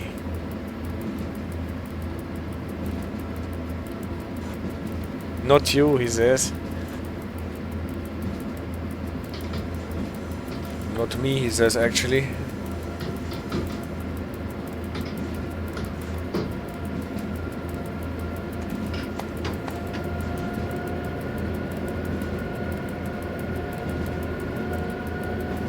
Not knowing that the next signal will be red, I am getting this train up to speed again. There was an F abbreviation for it. SC.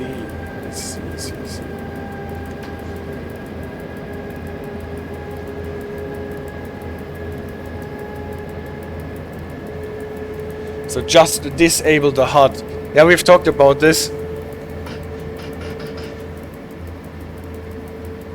Since I don't want to annoy other people on the server, I am usually using the HUD on multiplayer.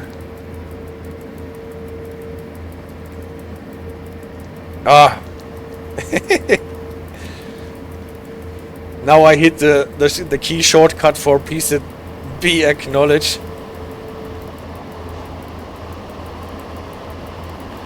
And I am power braking again.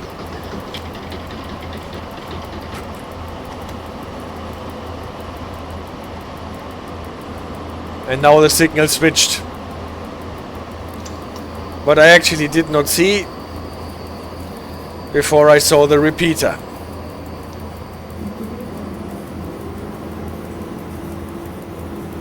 At least we don't have to worry about the reduction to 30.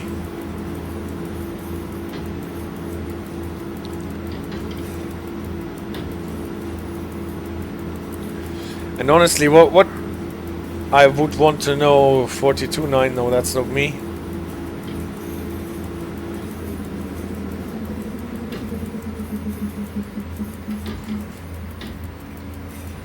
What would be great if it was possible to not switch off this whole block on the top right, but only the signal information.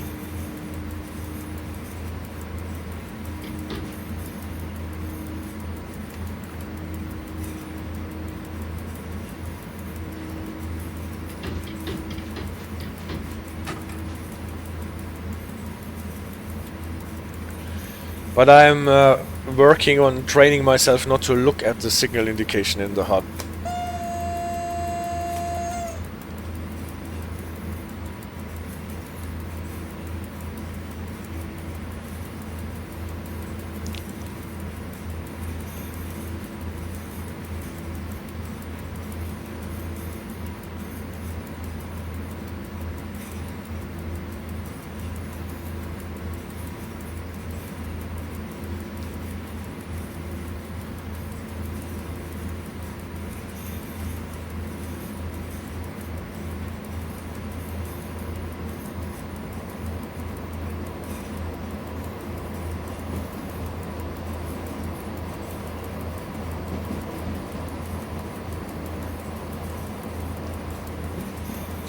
So what is it? Well, here this 20 limit is actually valid, but sometimes you're getting 20 limits announced when you are about 1 kilometer away, and when you are half a kilometer away it certainly vanishes again. Cannot really be switches that are being switched around on so short notice, right?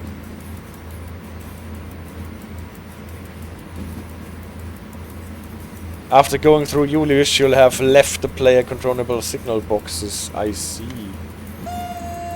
It's one of the rare indicator signs with nothing in it.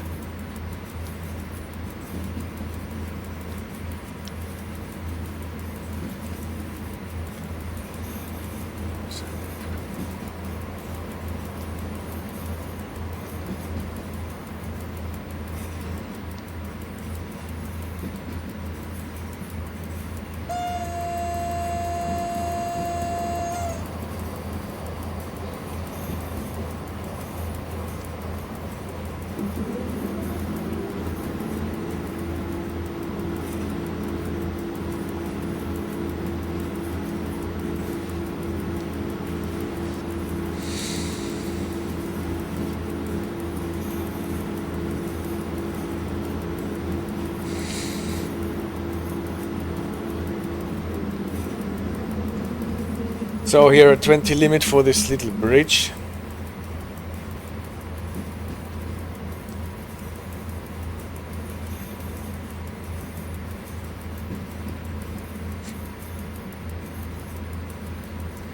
And there is another one for the level crossing.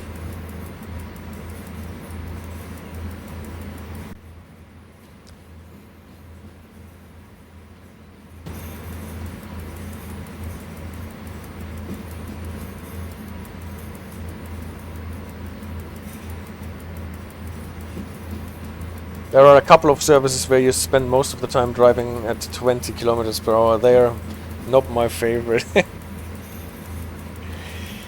This Raven's Lofty. Well, actually I always like it if there is a lot of change in the speed profile. So driving at 250 all the time is almost as boring as driving with 20 all the time.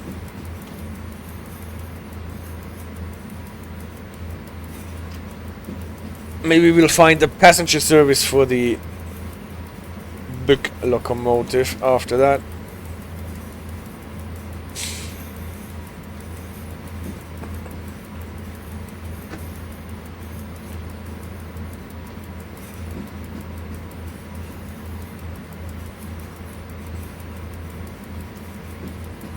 Does it not do any passenger services? Because in the single player it does at least one passenger service. And even though it is rated an ET locomotive, I think in real life it is used for passenger services as well.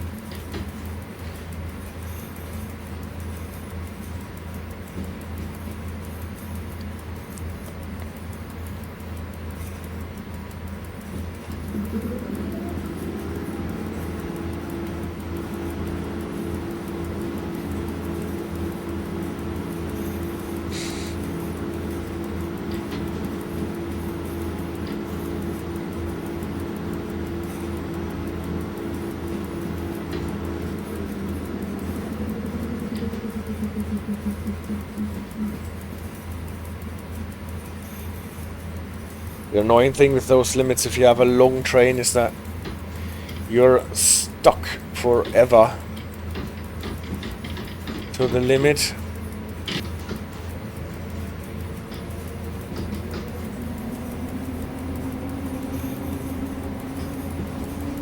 Now we can go 50. Distance signal is green.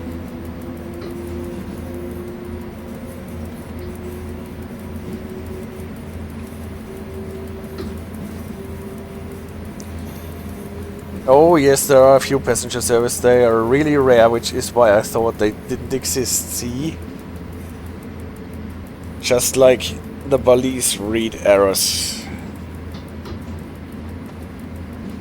And still you found one.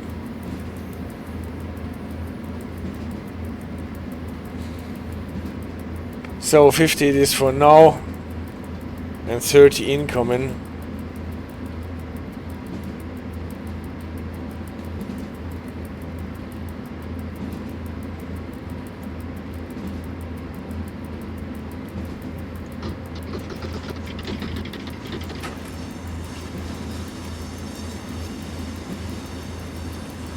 And we are approaching Sosnowiec, Danidówka.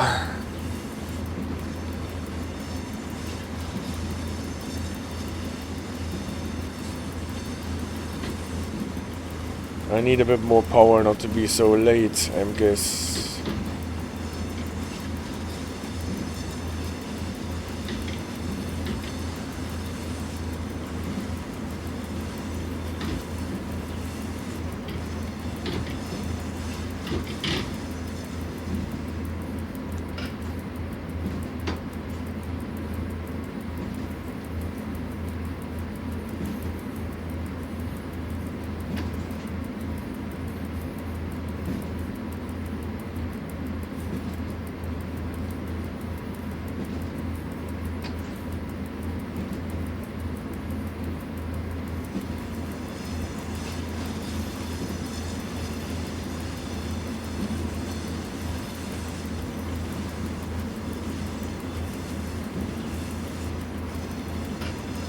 Now we actually managed to be early.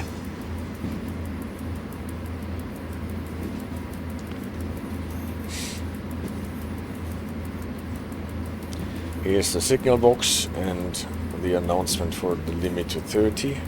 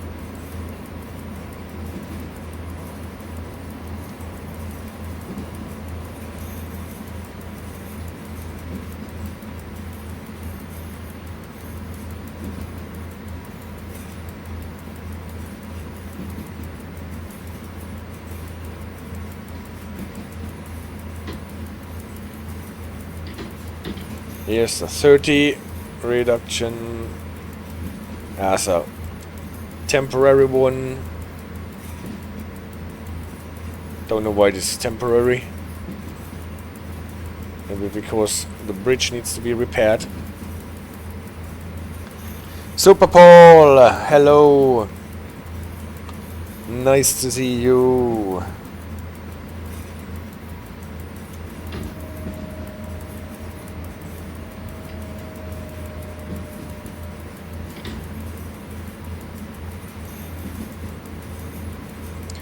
Sosnowiec, Danidówka.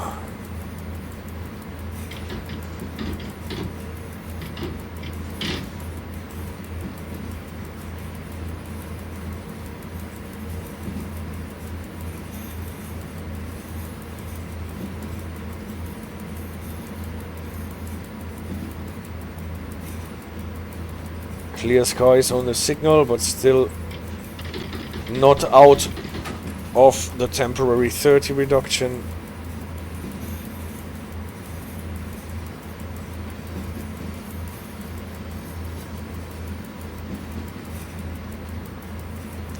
Super Paul says he is just sitting in a railjet from Graz to Vienna. That is so sweet, sitting on a train watching trains on a simulator. Semmeringbahn, and CD Raider says, I hope it's the blue one.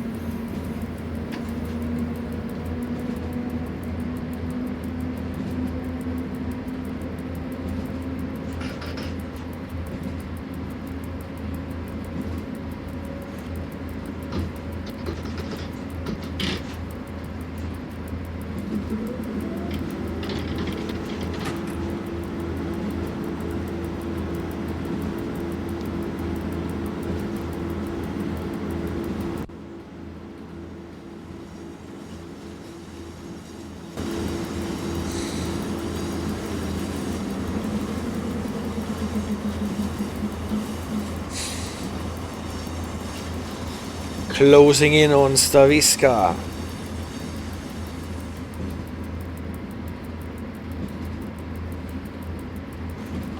But I can already see we're closing in on the end of the represented area.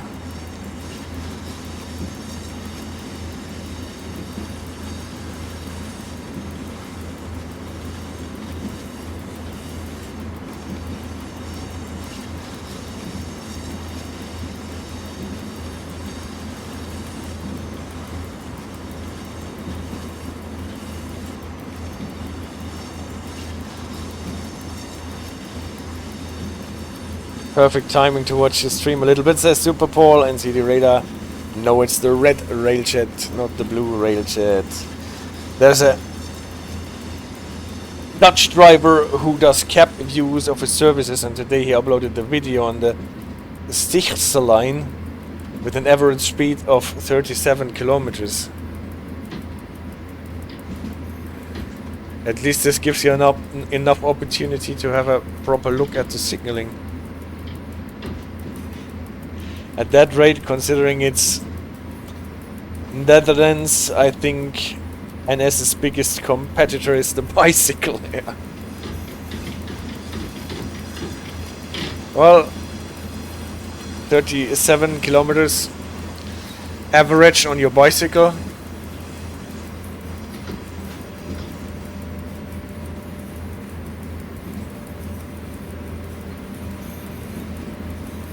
Got to pedal a bit for that.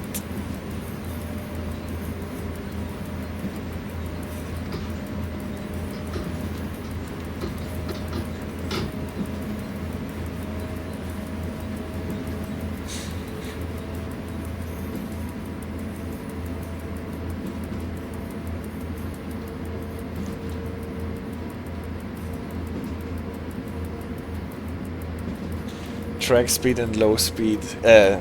Single track and low speed are the reasons for it being so slow.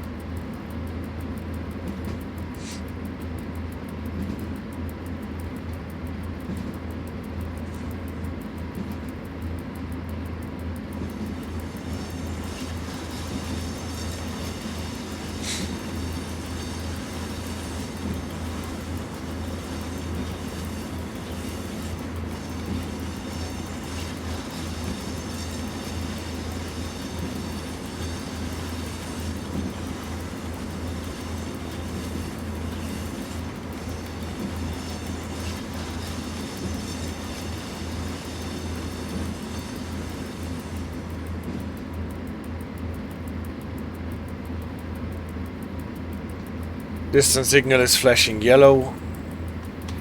You have to prepare for a limit to 40. That's okay.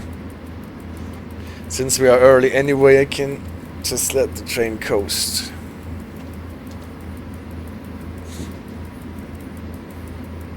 For now. But we are too slow. Too early.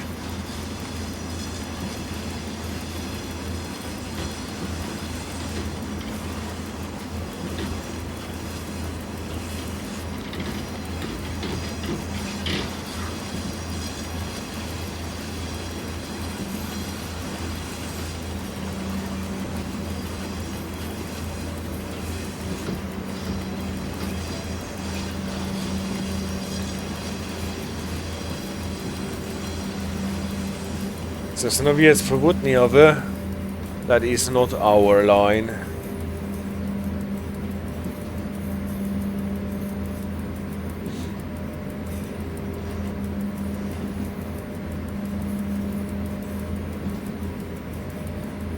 Repeater is flashing.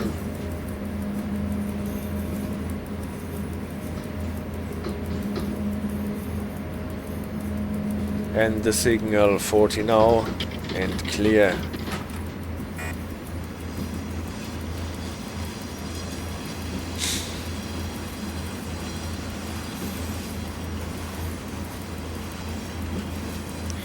Dąbrówka does connect to Południowy, but in this case no. It does connect. It's the same radio channel, but it's not our line.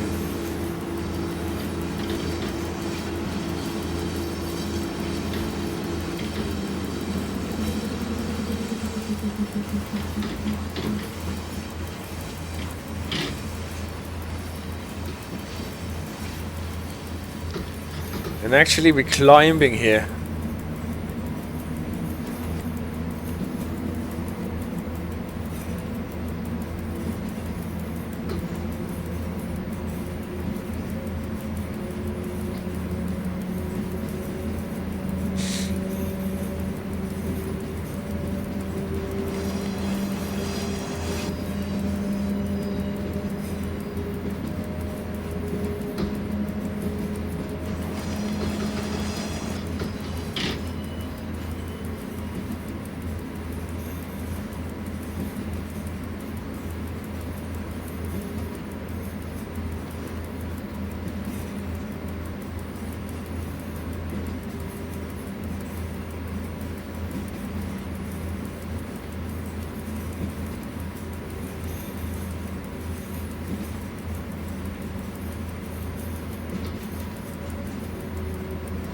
This exit signal is far, far away.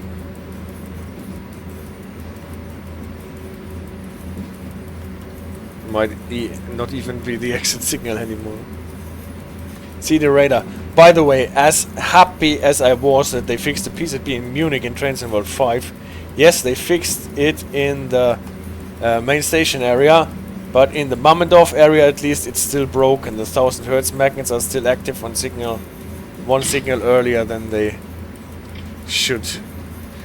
Yeah, I think they have a signaling problem also in this area. Oh.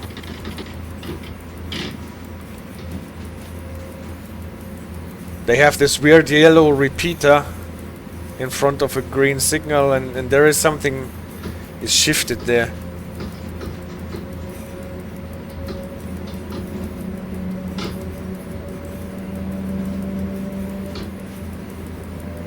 So let's get some speed before we have to slow down to 20 again. And Superpole says, and I just forgot, congratulations to your 755 subscribers on YouTube. Thank you very much, you definitely deserve it, he says. Thank you so much, Superpole.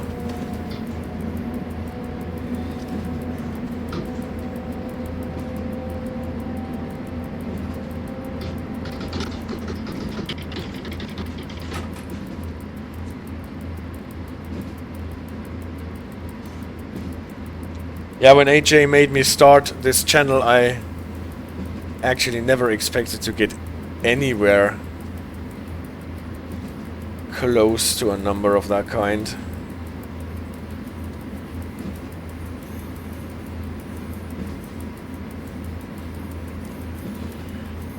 Katowice Janów.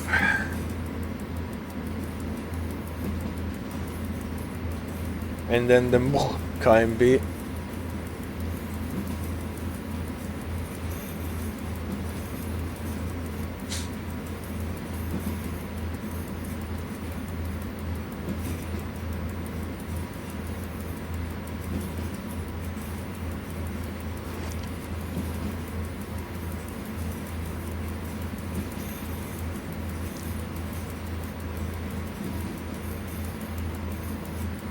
Three minutes early. Again, let's just coast.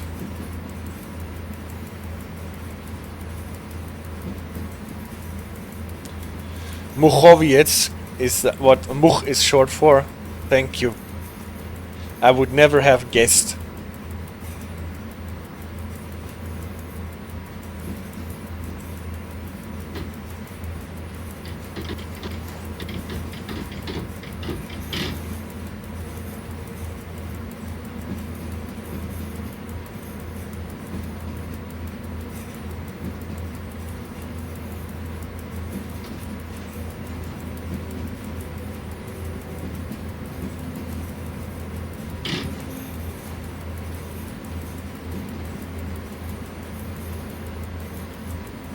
And what does the KMB stand for? Something short for a central maintenance facility or something like this, no?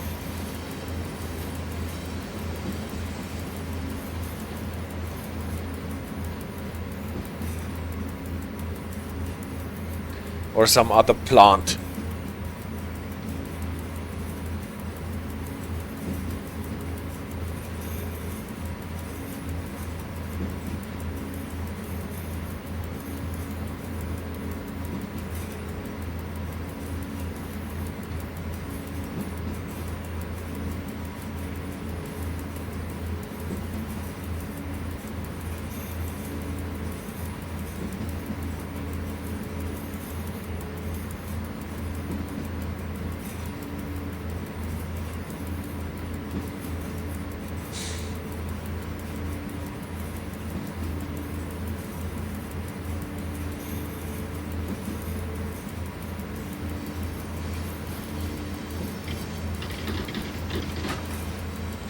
So, closing in on the 20 limit.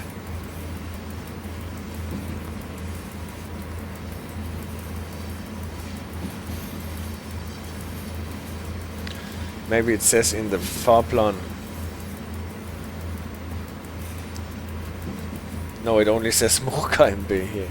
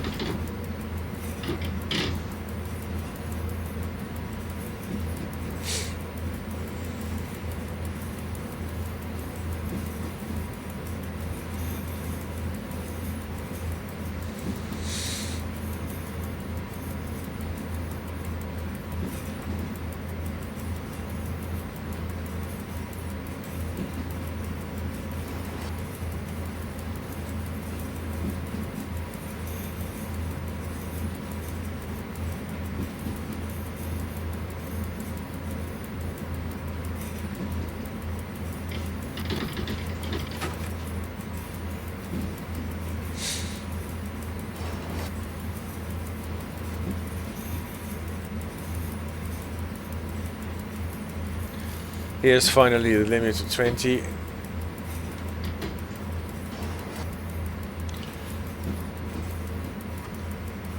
That would be something funny as Jejin,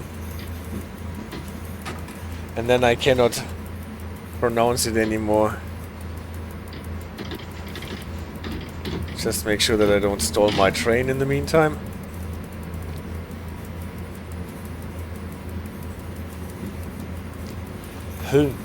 Knuckle. There's one of the R signs. What, if I am not mistaken, is warning you about workers on the track. Robotniki.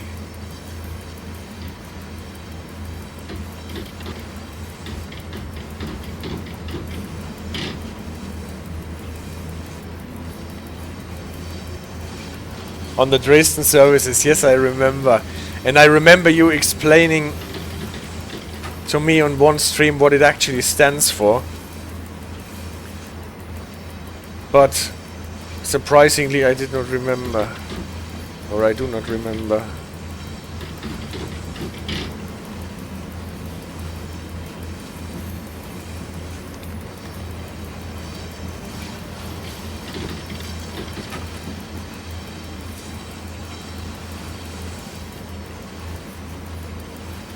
Oh, come on. Get across this little grade without always slowing down so much.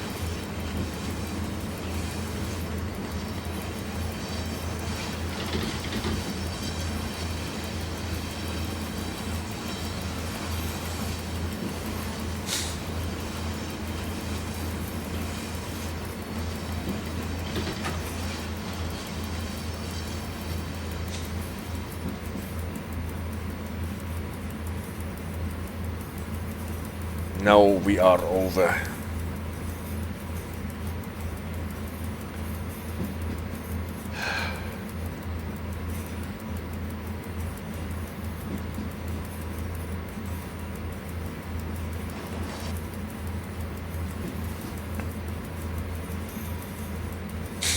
Or is it this mining facility, the KMB? Looks a bit like it. From what we are doing here and creeping about with our 20 kilometers.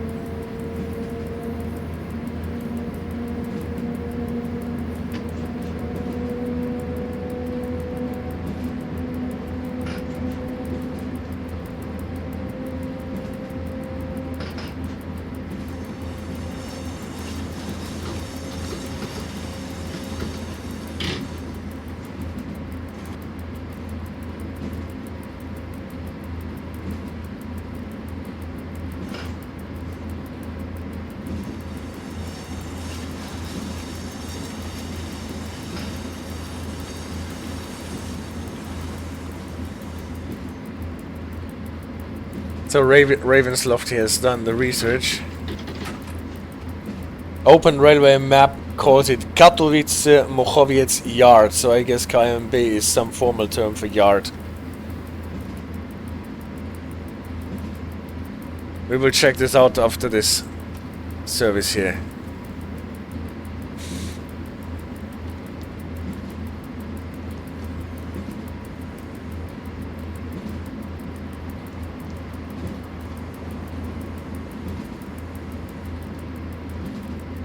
Distance signal is flashing us a yellow, so we have to slow down to 40 at the next signal.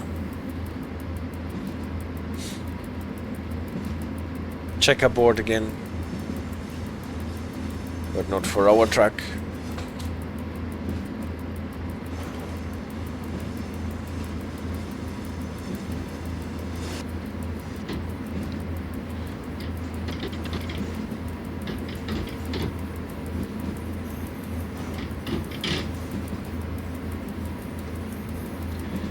Grading and stealing me my speed again.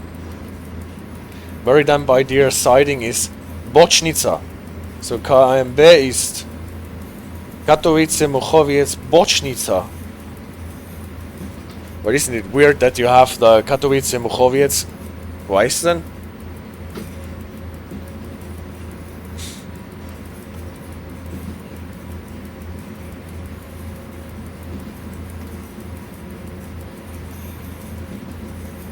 Maybe there is a word that comes from Bocznica and is saying that this is a facility made up of a lot of sidings.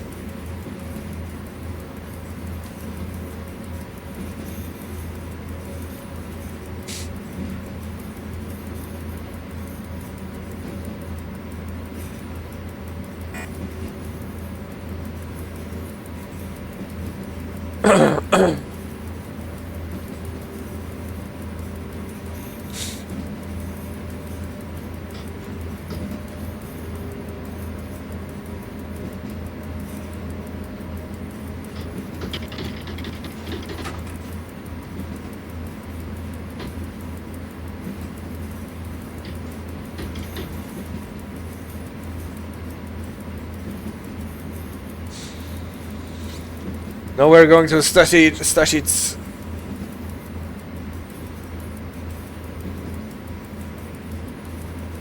And we have to change radio channels for one last time.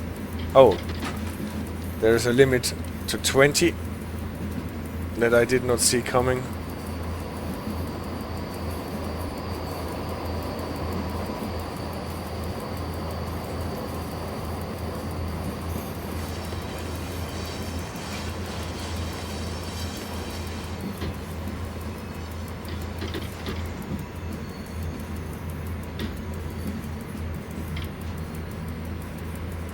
Yeah, this spot here I know. We're driving around more or less this facility here.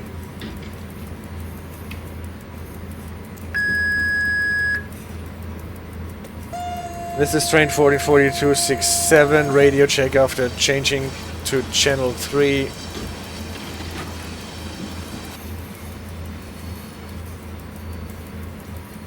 There's Katowice Towarowa KTC next to Katowice station.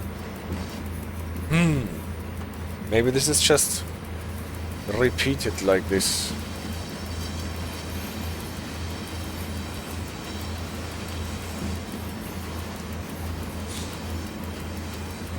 Next distance is flashing us an incoming 40 again.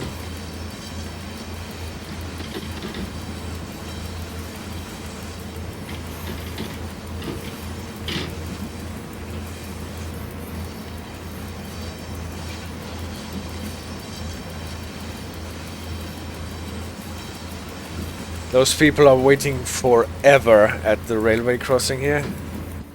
Or the bicycle crossing.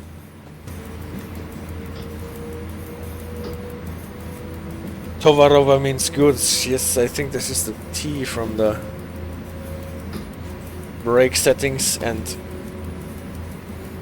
is it a T sign that allows you to pass certain signals as a heavy freight train?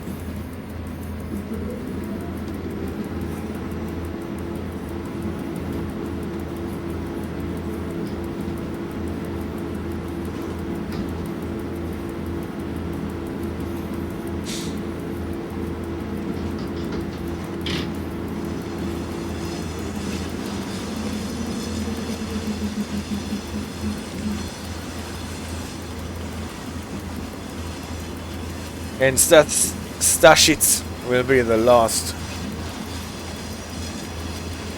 station on our represented line, and then Katowice Kostuchna is probably already outside.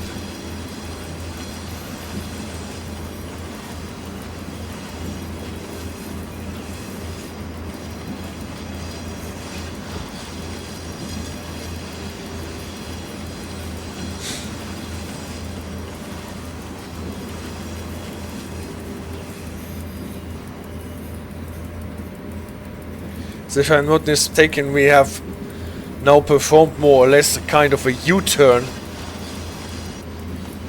around this facility that is now to our left.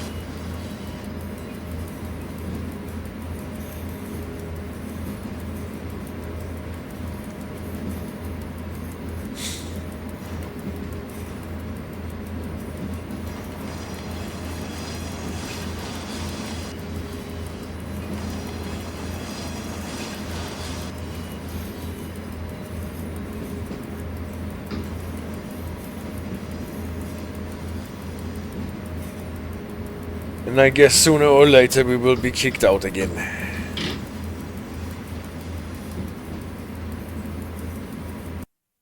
Yes, this time it actually came.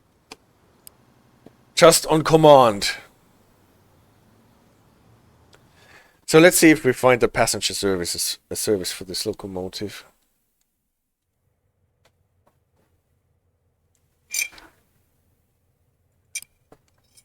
Probably they are not on at the moment, so there is one driver and no dispatcher on English 2. I don't need to feel bad about is there any chance to find out what kind of a train there will be? What was that? That is the EP07.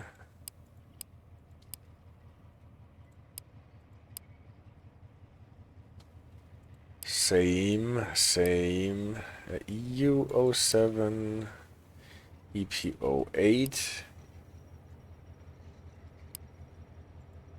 EP08.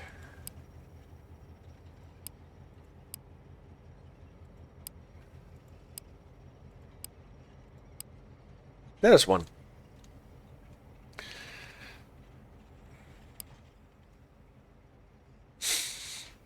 Oh, thank you for suggesting one. I think I found one now.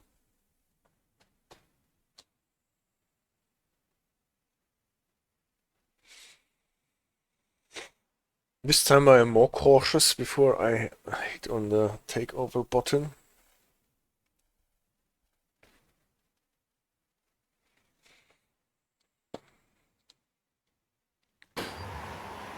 And I don't need to because I am stopped.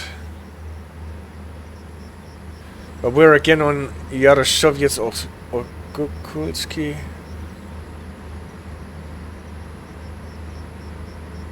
Well, we're going into Katowice. Same direction, I guess. Same line, but then a different ending.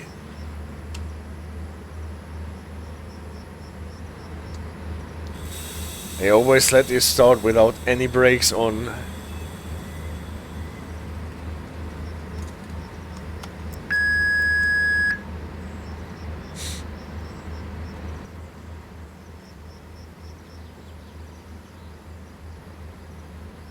This is an older... No, it's not an older version, I just did not see the grids.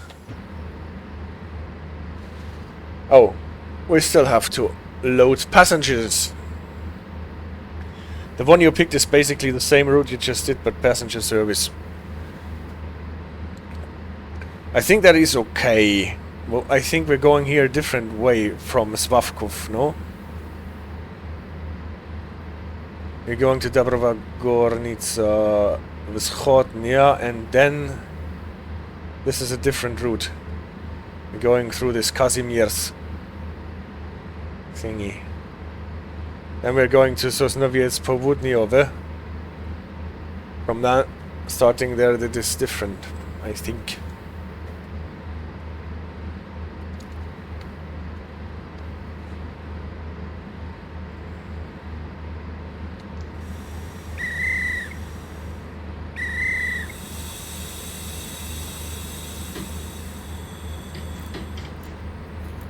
One thing you should never do: releasing the brakes before the doors are closed. And Raven's Lofty takes 31.25.4.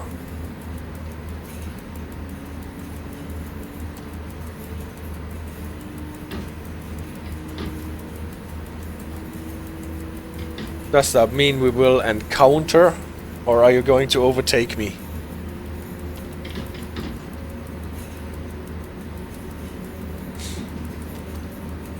Unfortunately, I do not have a third screen for the map.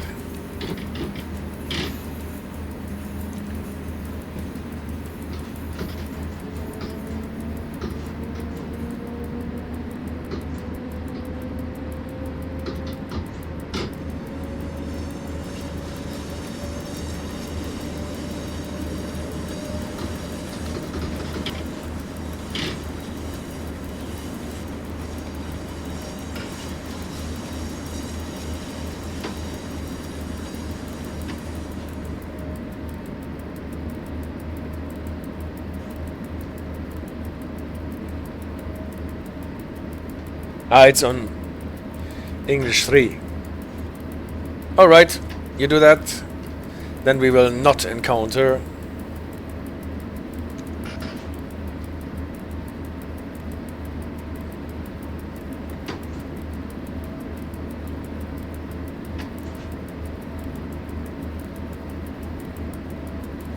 Next stop in Olkusz.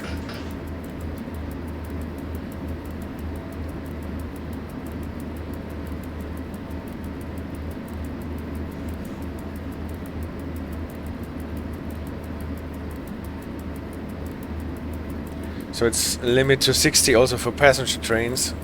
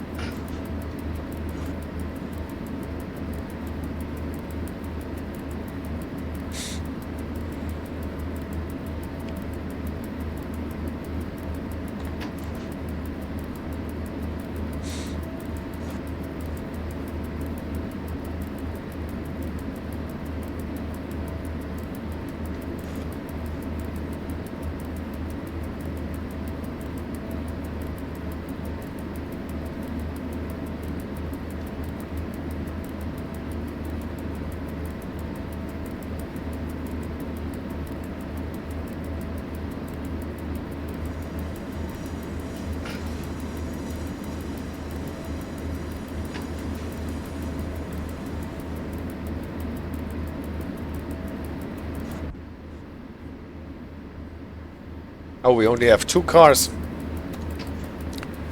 That makes us a very swift train, I guess.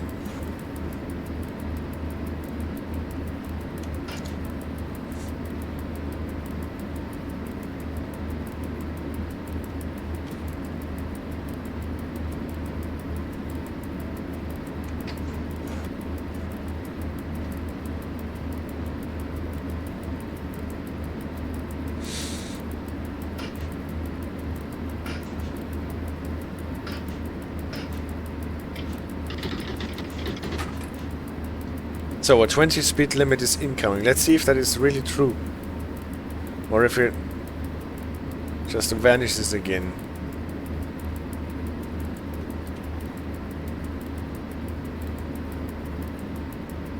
It vanished again.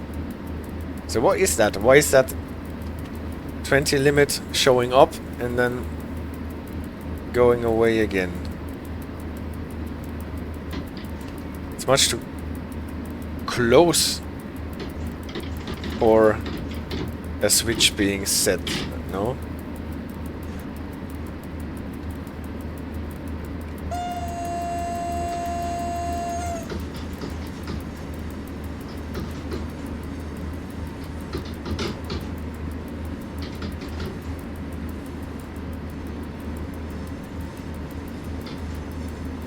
Oh. Not picking up any chews.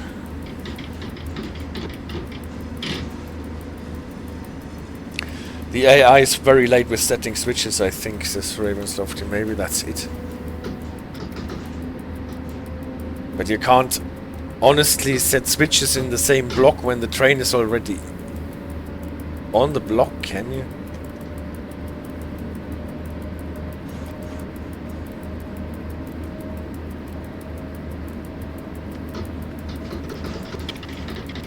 That section.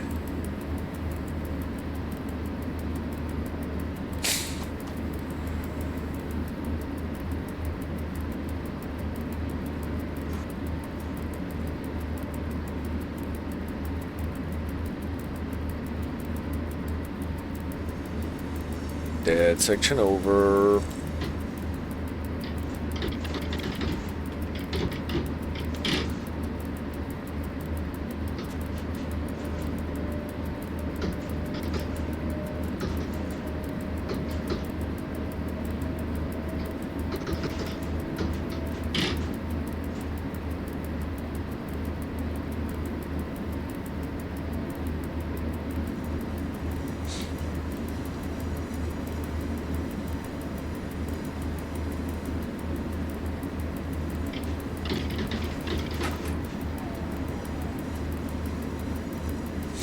S-Bahn is coming in.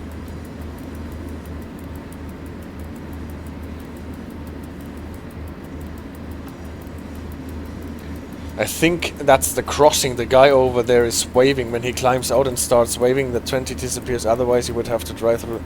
That is a very good idea, CD Radar. So if it is unsecured, we would have to slow down to the 20. True. But as soon as it is secured, we don't need to. Thank you so much.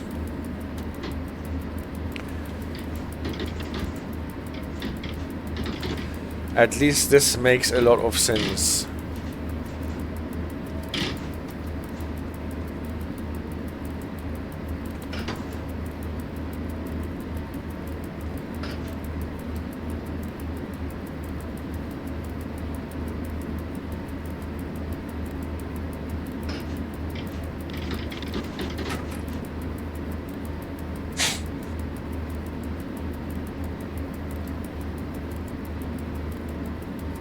The point at which it detects and gives you a path seems to be 4 kilometers away.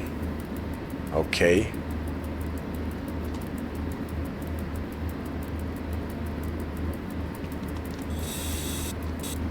But I guess you're not talking about the crossings, right? Because this thing with a 20 always appears like 1 kilometer ahead, and it vanishes like half a kilometer ahead.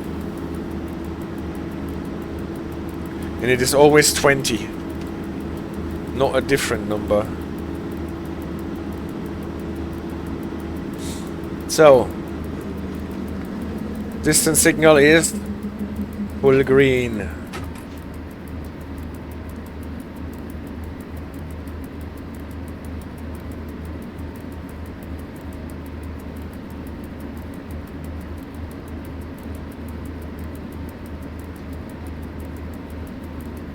The elf that you passed, that was me. Seems you didn't hear the whistle.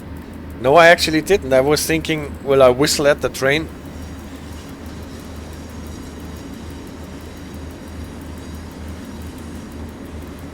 That's when I said the S-Bahn is coming in.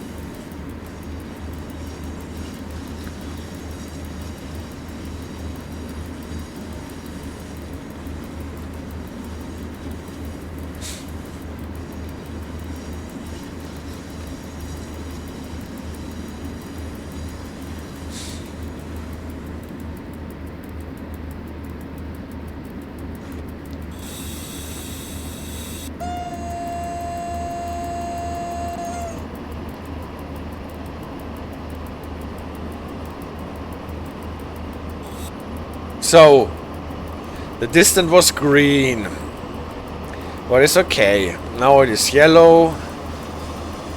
That means we are supposed to stop.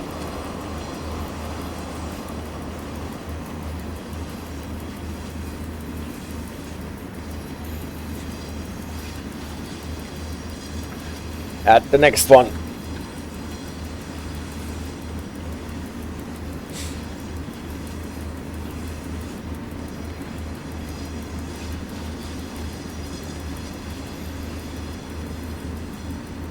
But the next one will be behind our stopping point.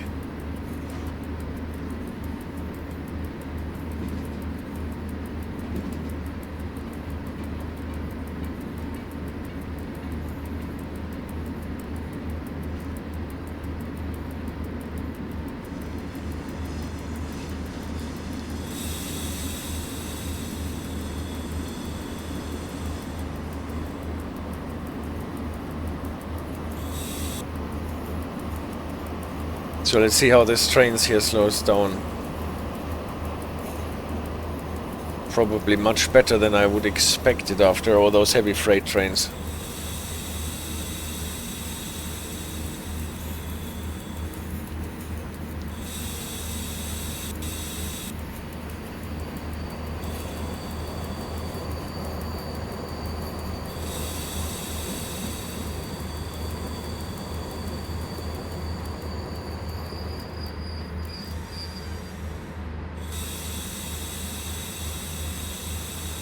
And here was my finger on the Y button. But I don't need to open the doors myself, because this is what we have a guard for on this train.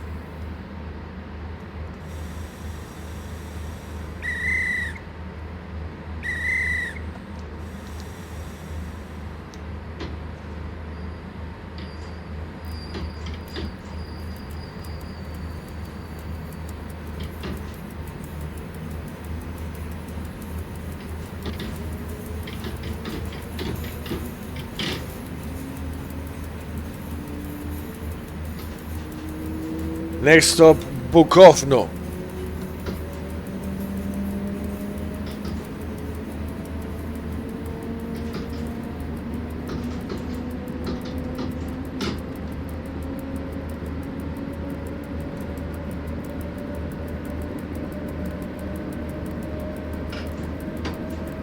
"60 line speed and go," it said.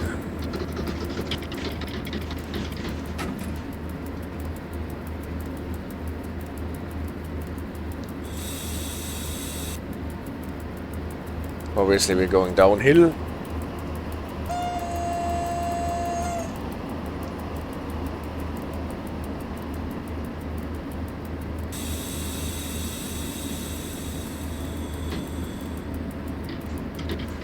And we can actually go 120.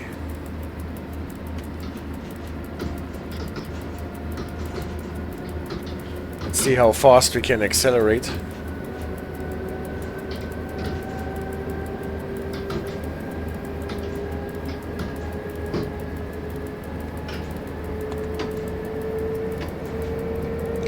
Without tripping any fuses. Well, yeah.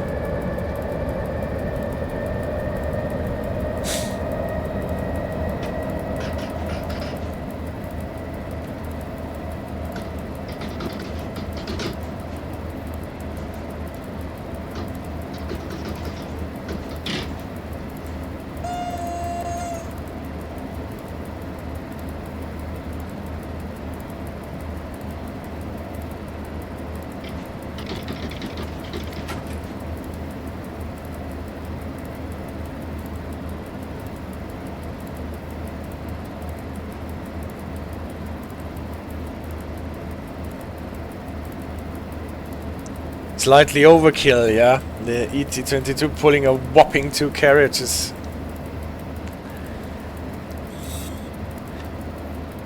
It's a bit like those services in Rursig Nord where you have one Dosto car pulled by a trucks too.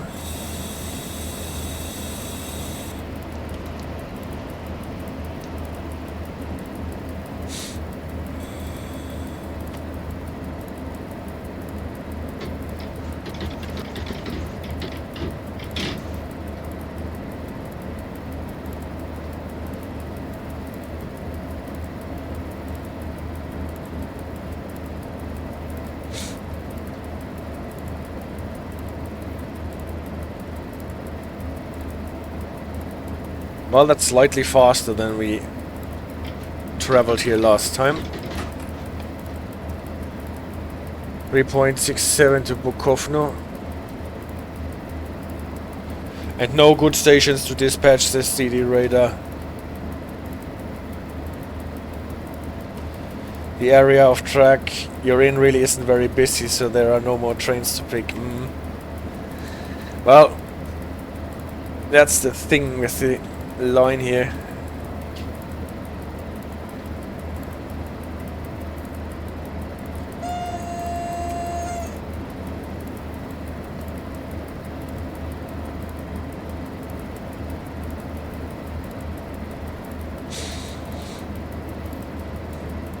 Even though I actually sometimes prefer this line here over the other one, because there is this large and vast stretch for the ETCS high-speed line that is extremely boring to run on with a non-ETCS train. Getting a yellow here now.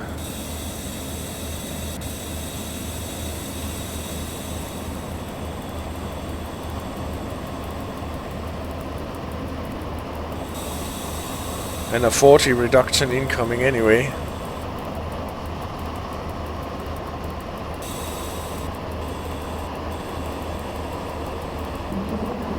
That was a bit optimistic.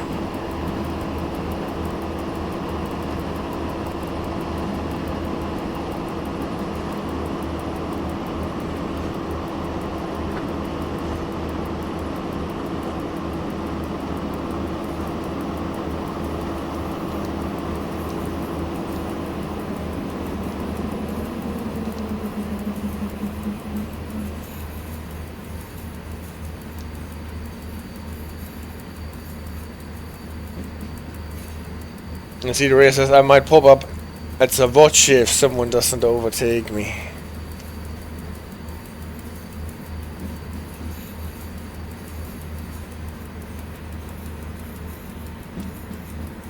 That would be cool.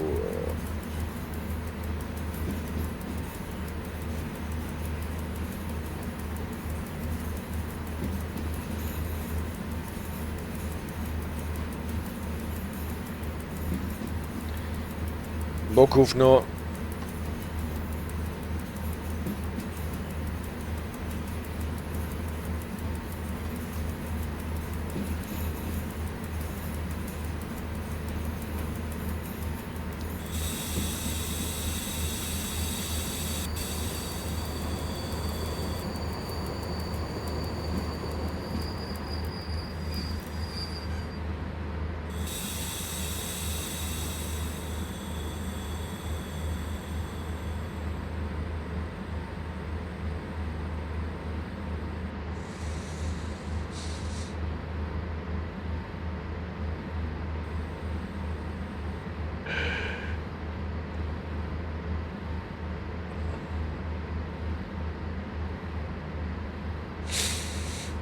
We actually stop at Bukowno, Przymiarki and Sławków.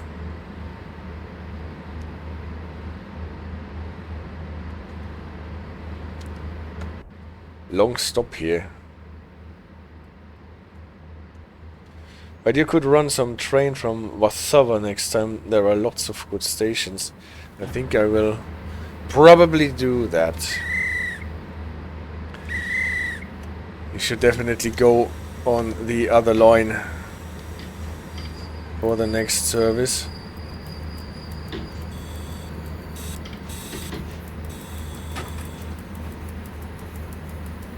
So,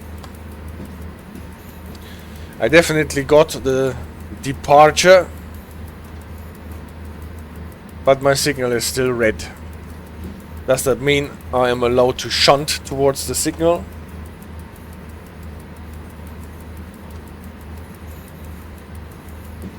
I see. Ravenslofty says she prefers to do it without ETCS because level 1 forces you to slow down for green signals at the Pszarkoslov section. Well,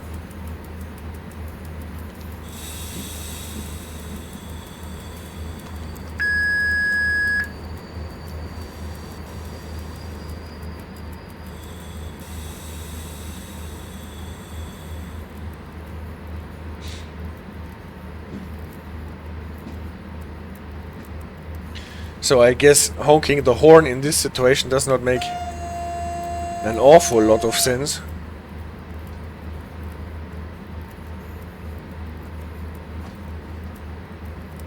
I do believe you are waiting for my train, says Ravenslofty. I had a slight oopsie. Oh. But also I'm running on the left track. So how did you manage to do this?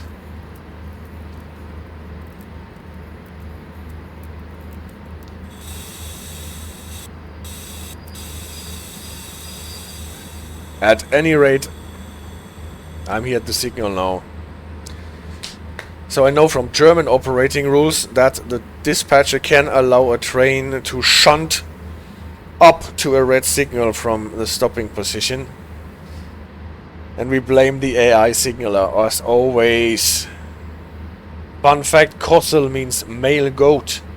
And also one of Czech beer brand. Kossel. And Koslov, what is that? Genitive plural of Kossel? Of the rams? No, a ram is a male sheep, not a male goat. Is that you, Ravenslofty, coming in here? On this blue locomotive?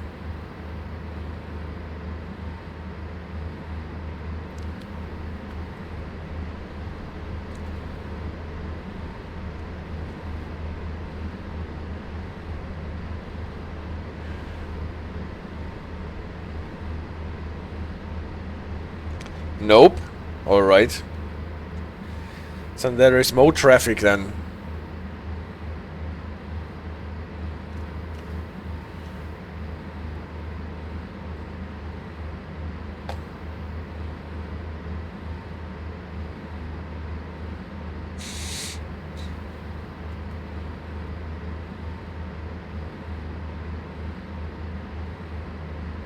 The fun fact that I like is that you don't get penalties for being late in multiplayer. So that people are not getting too toxic towards each other for losing their points due to dispatching or driving errors.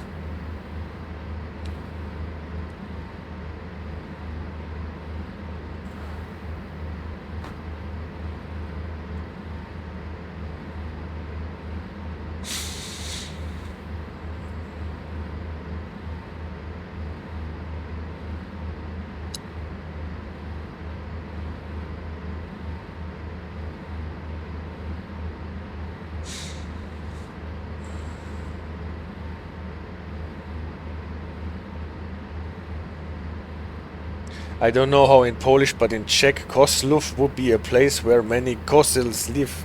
Ah, I see.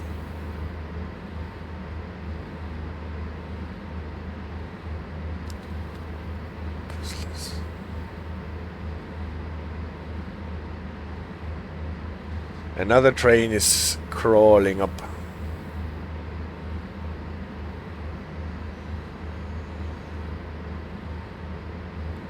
One of those pretty black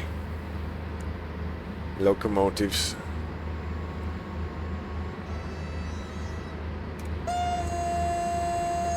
So that's you then.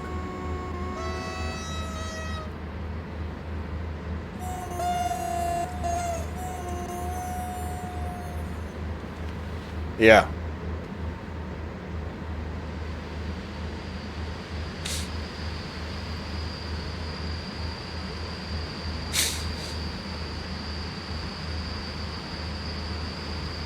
And here's my signal.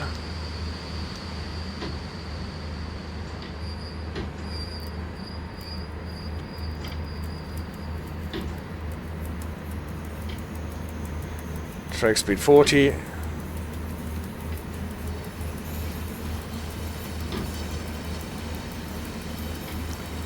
That's him.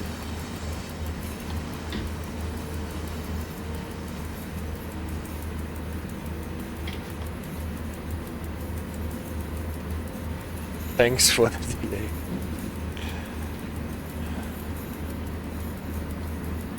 A them, not a him. Alright.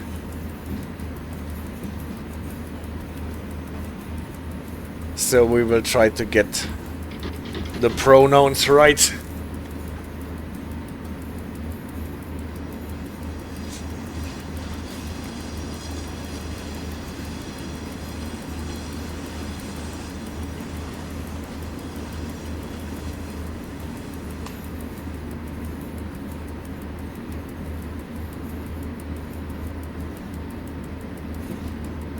It's also funny to me to compare how we drive. So, tell me.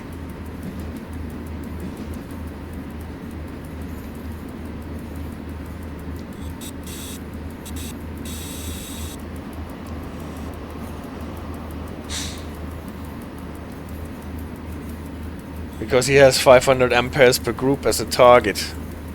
Now, they have 500 amperes per group as a target.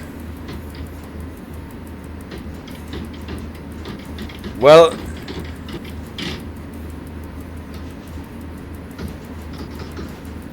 I typically, well, if I take any amperage at all, but sometimes you should wait for it to actually pick. It depends.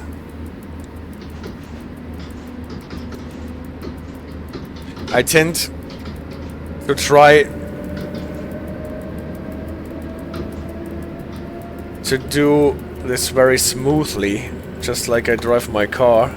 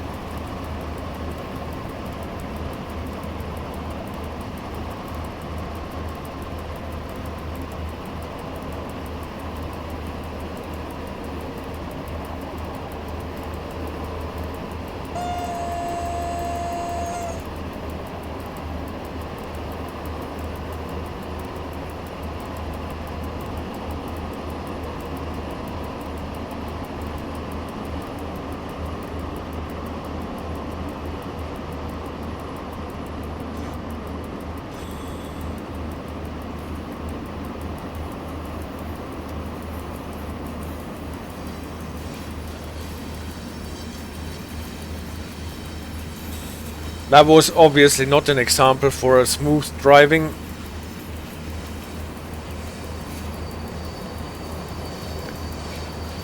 but an example for not looking where the next stop is.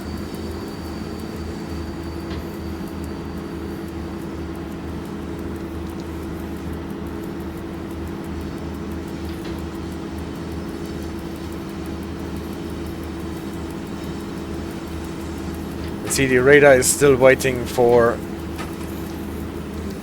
the ICE 4 on Train Sim World.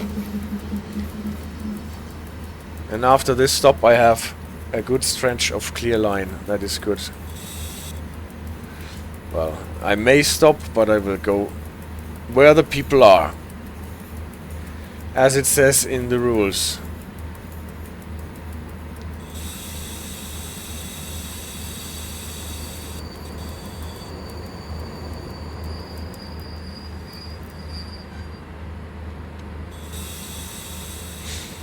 Stopped at the station and being late. Those two people were moving weirdly. That is totally possible. I hope they at least got onto my train.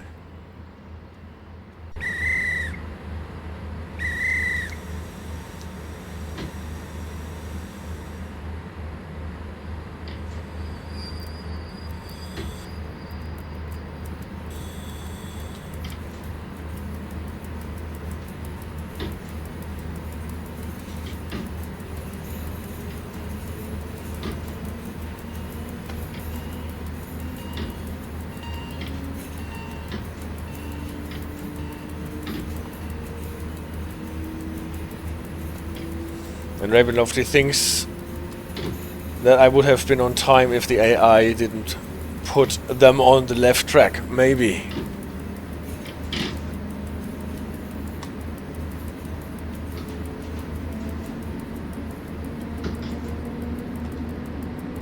But that's okay.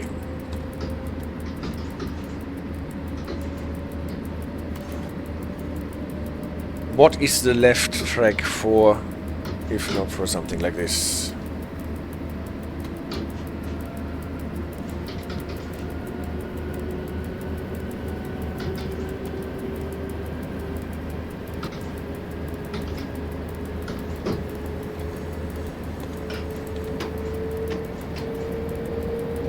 So,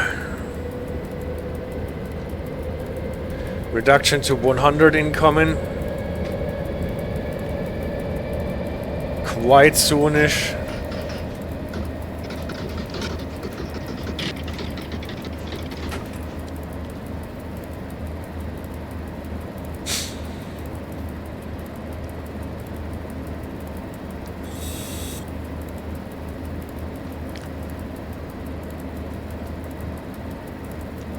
Distance is clear.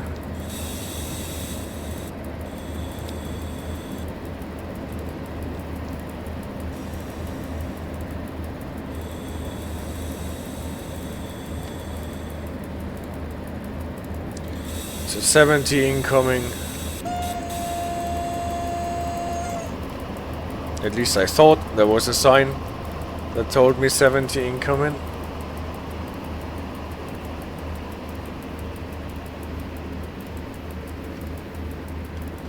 Expect stop on the signal. Yeah, there was a 70 incoming. I did not imagine this, and now it is on the HUD.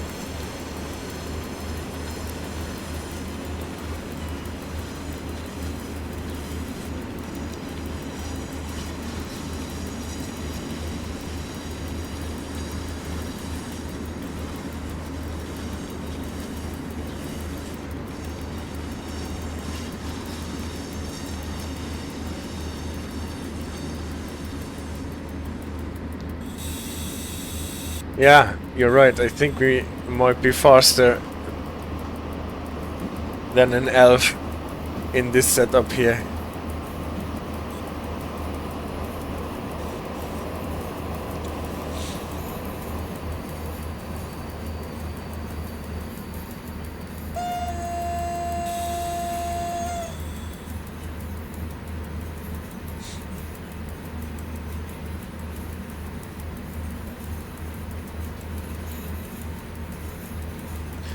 So with a bit more shaking the passengers up, when stopping we could actually make up time again.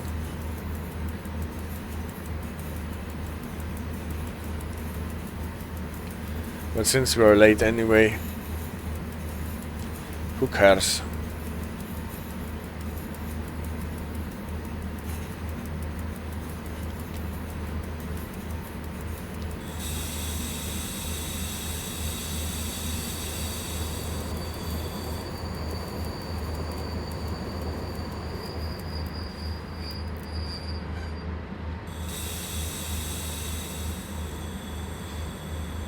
Eight minutes delay, you don't say.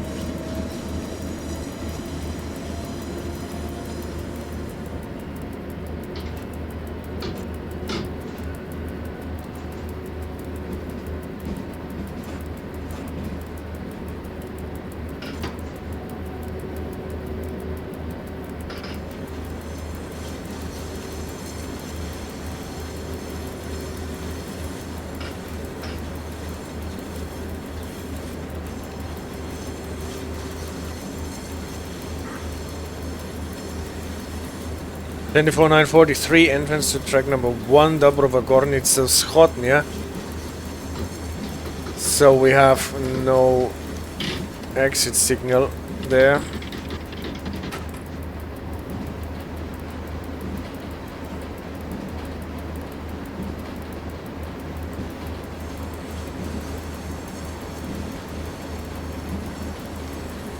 Stop where there are people. CD Radar has a comment for that. Our metro trains are the same length as all the platforms, so it never happens that the train is shorter. Sometimes it happens that the ATO stops, for example, half a platform early, and the people standing at the end of the platform start coming towards the train like sheep, as if I stopped there on purpose, even though I have half the train still in the tunnel. I see. So that is the fun with ATO.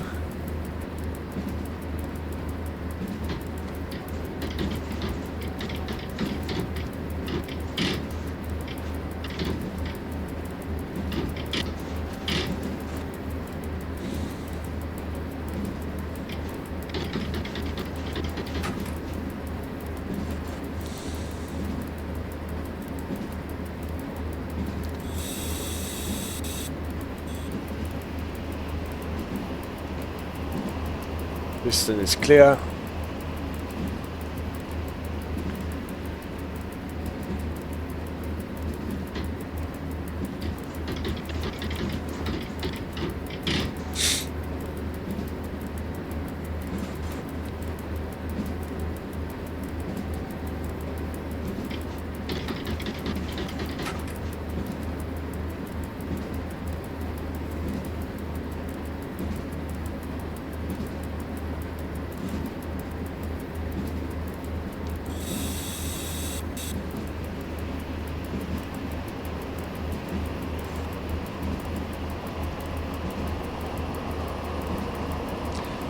Yellow on the entry.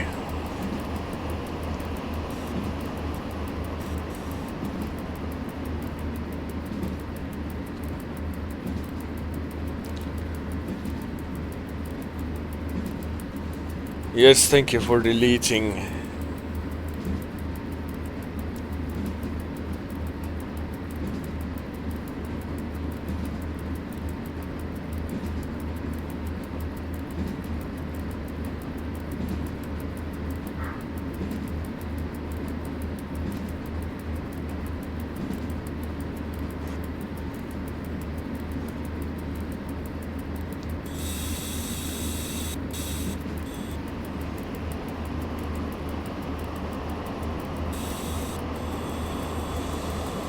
So where is this platform actually? Behind the pillar.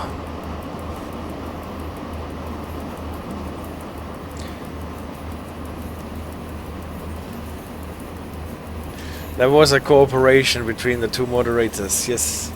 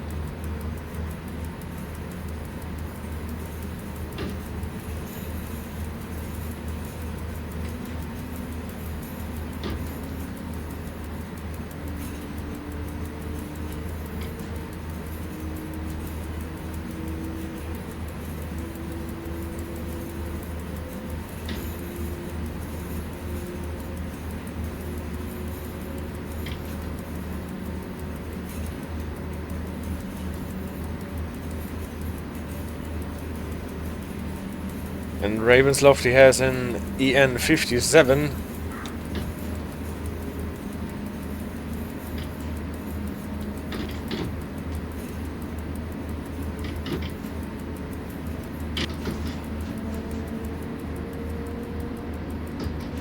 Is this one more fun than the other one?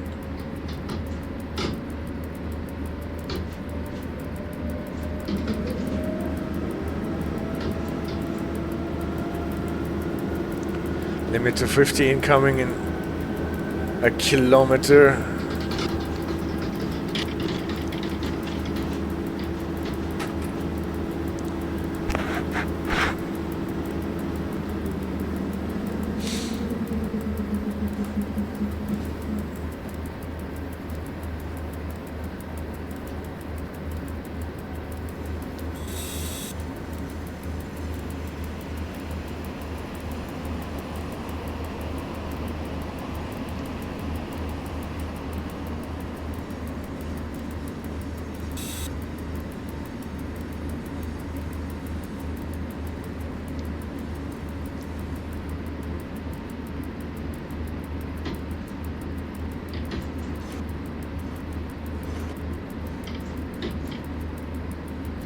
Here's the 50. And now we are on a different track, I think.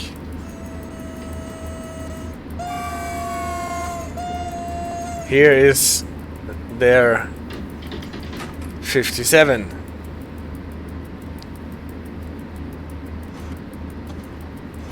They do move quickly for being wooden boxes. Yeah.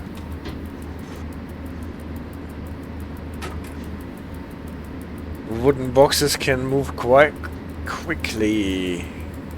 20 incoming, expect stop.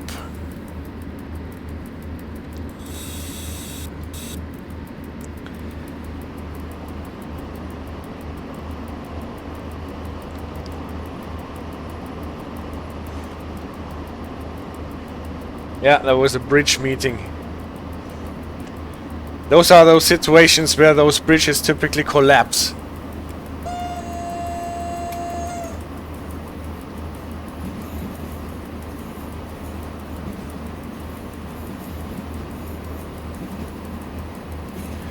If 2 or 3 trains just happen to meet on the bridge with an unlucky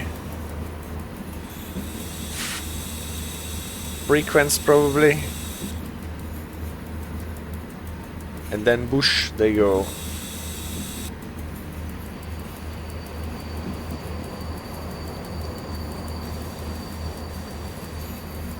So where is this 20 limit here?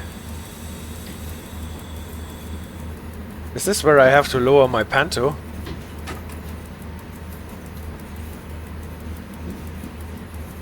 Yes. At least on the line on the other side. Let's lower my panto. That's not the one.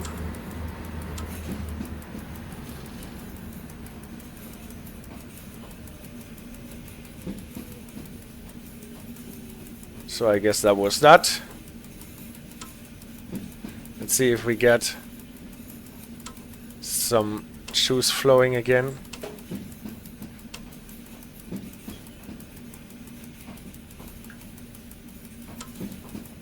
Now we can.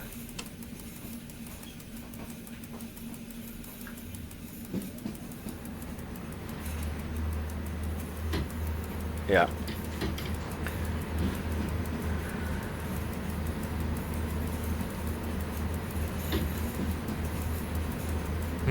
The electrodynamic brakes on the 57.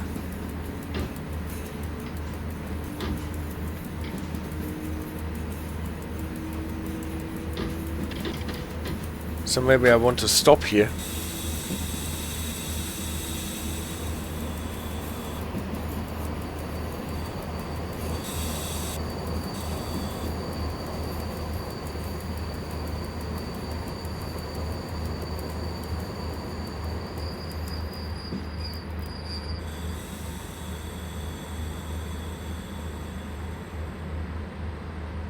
Yes, the EP brakes, right? Like on the 1938. Yeah, what did you say? Electrodynamic? No. That's what they do not have. Or maybe they have, but that's not what makes them fast. Yeah, I think they drive a bit like the 1938 stock.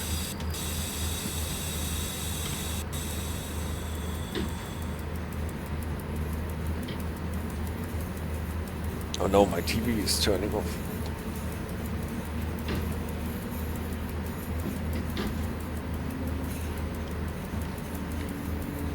$40 and go.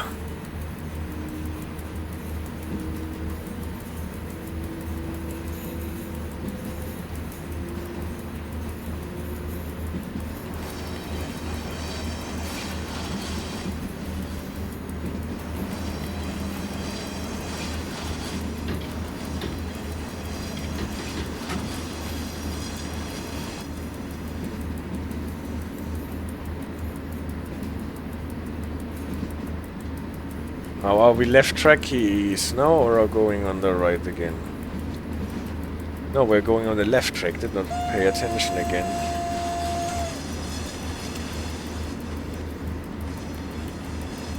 Then we should change our light configuration.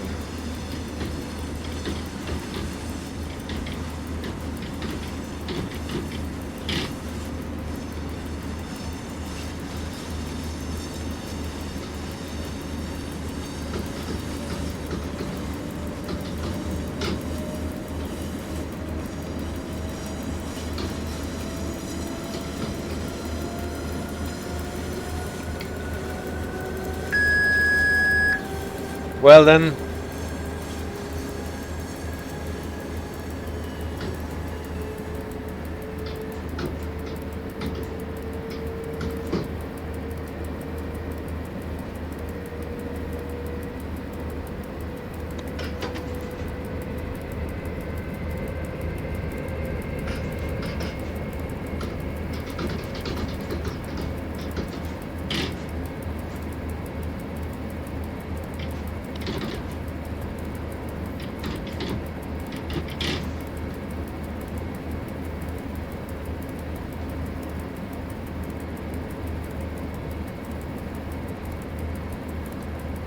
level crossing incoming.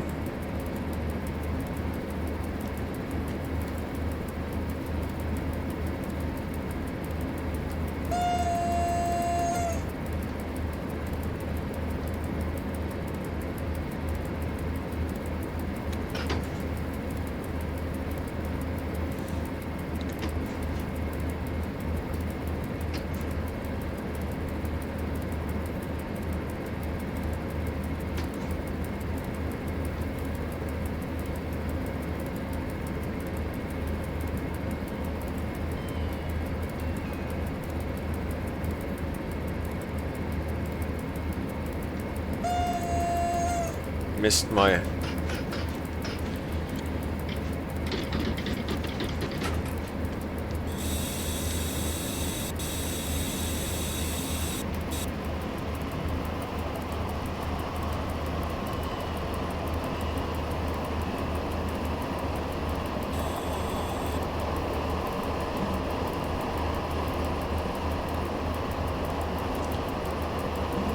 Sosnowiec Kazimierz.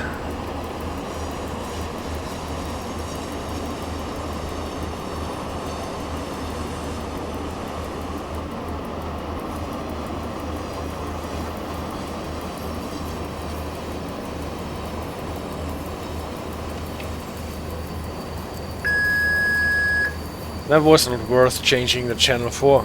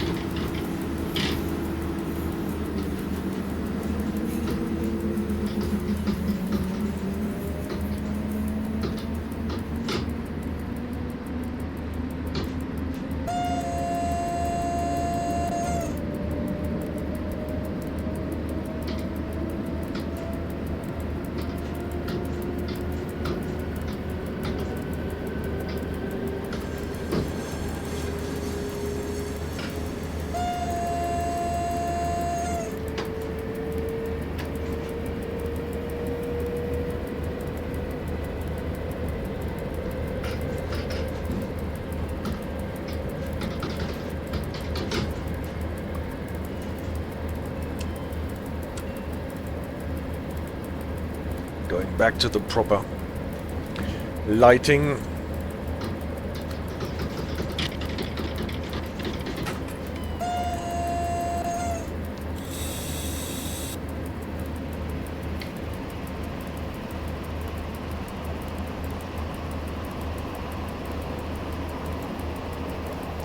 Okay. No stop for the level crossing.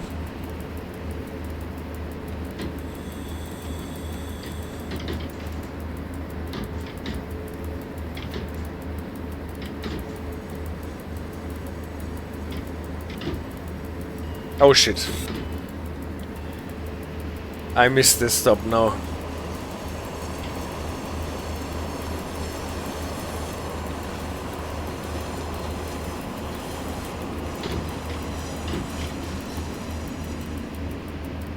Yeah, I'm sorry guys. Gotta wait for the next one. There goes my oopsie. But that means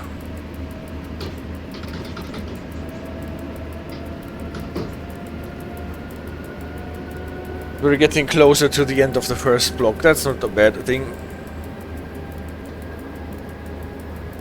So I can recover a bit.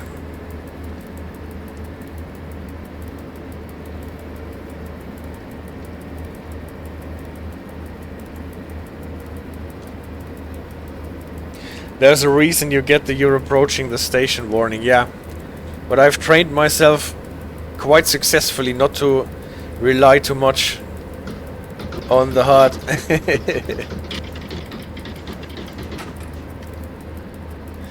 So I did not really see it.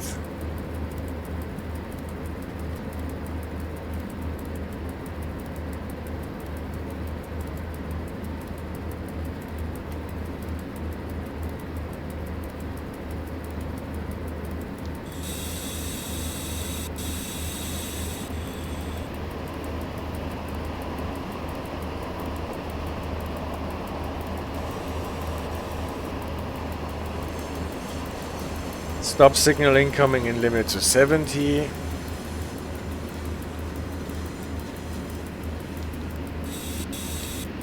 Also at that section.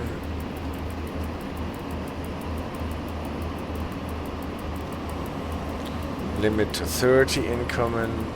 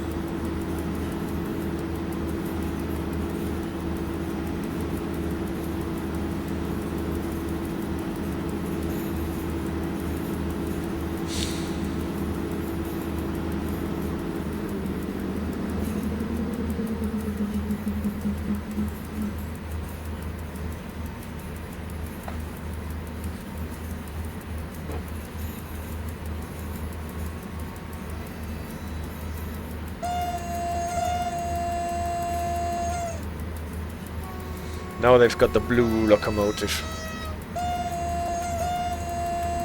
And I've got the red signal.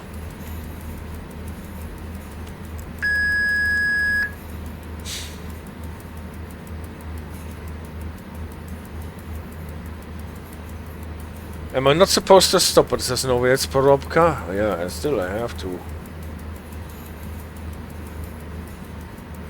PKP Intercity Blue, yes.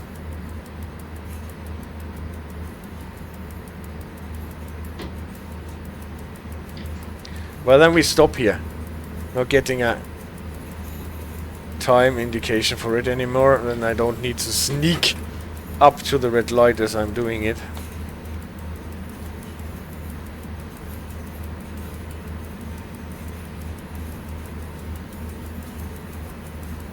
What? I'm already getting punished for driving through without stopping. Was it the old one? Whatever. At least we stop here now.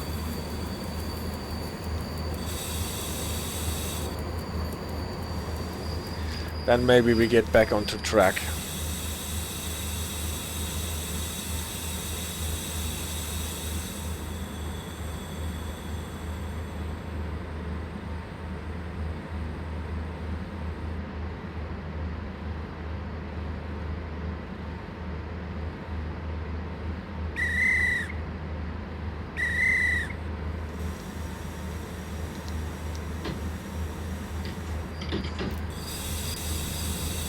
Yeah. And my signal is still red.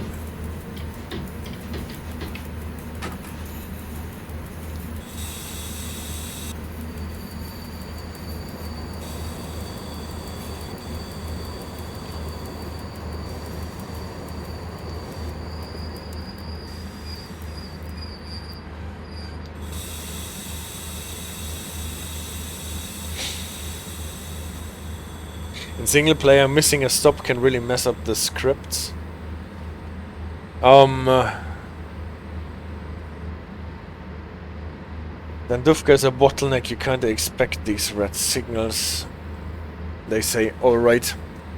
Well, it rarely happens that I miss a stop, to be honest. But, as we have seen, it can happen.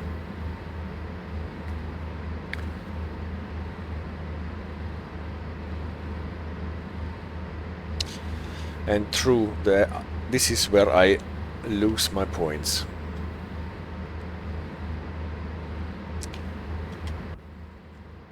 I hope the script is not so messed up that I cannot go on anymore. No, there is a train coming in. With many, many cars.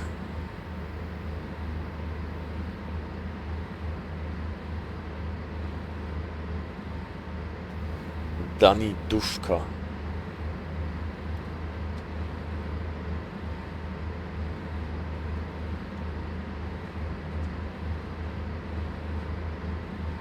Katowice it ends.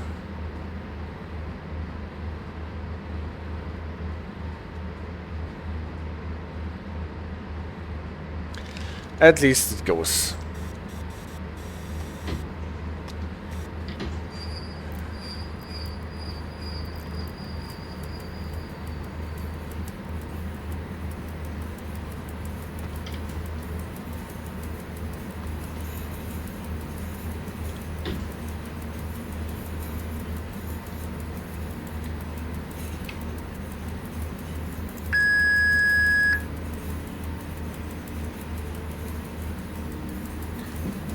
Was I not on radio channel 5? Interesting.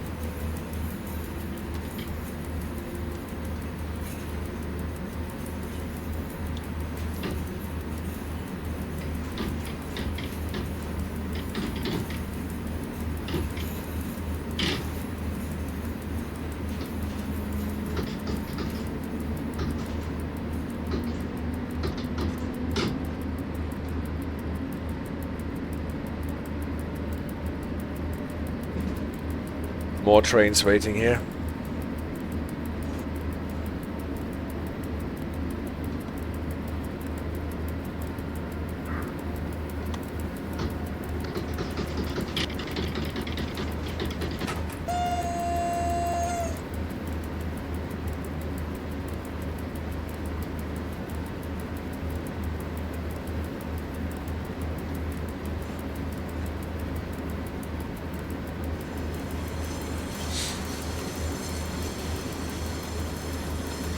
Do I want something special? Always.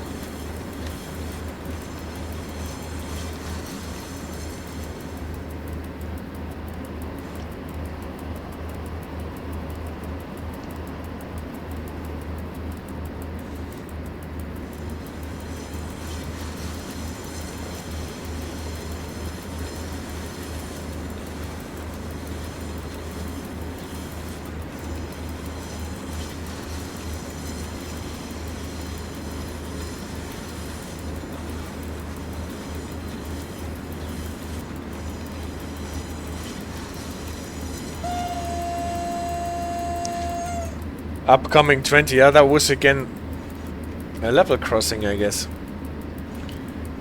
So if it does not vanish when you are like 500 away, 500 meters away, then you should slow down actually. And here's the guy with his lamp. He could actually come out of his hut a bit earlier, but on the other hand this would annoy the cars.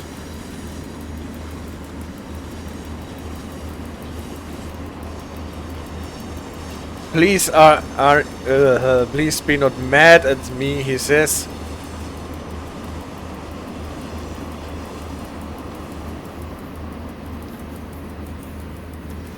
When I want something special.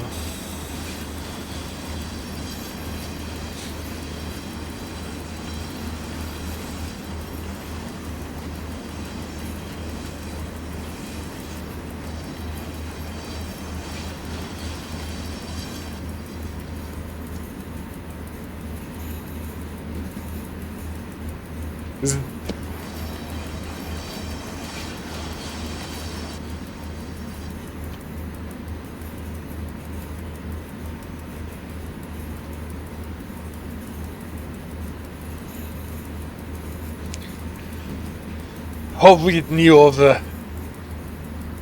Sosnowiec południowy.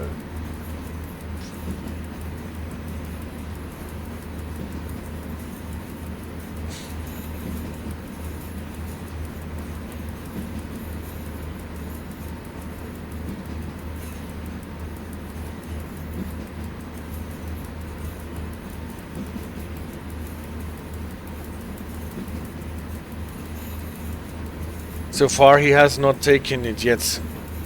They are still all on AI.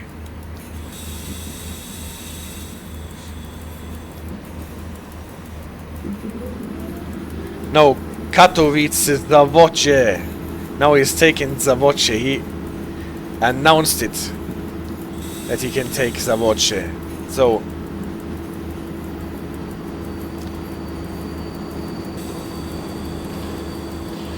the next one who is selling viewers.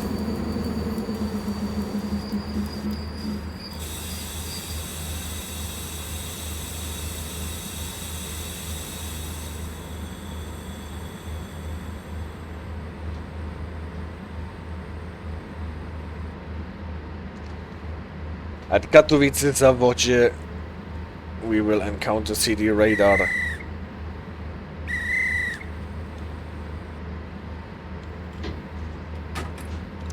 And I am getting a proper signal.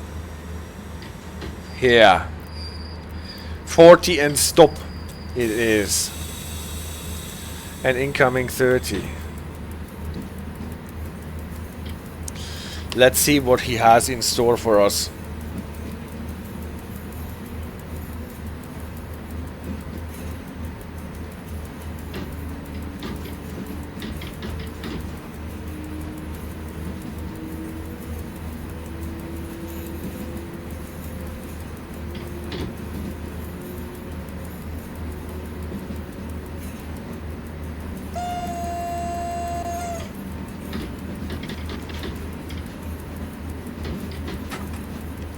Next one is Sosnowiec Główny przez R52.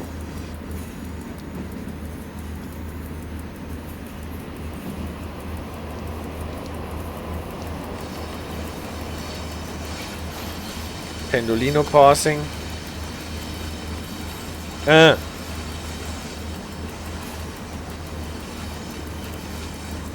No, no, no, no, no. What is happening now?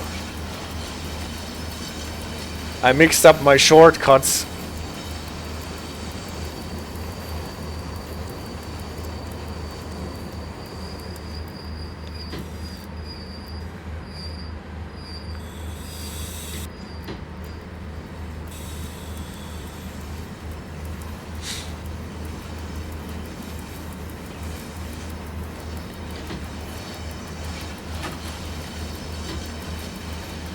What is with my radio now?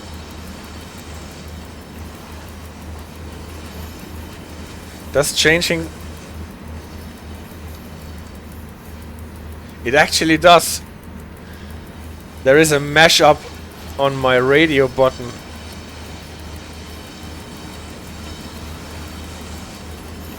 Turning it to channel 2 only also switches it off. That is not a good thing.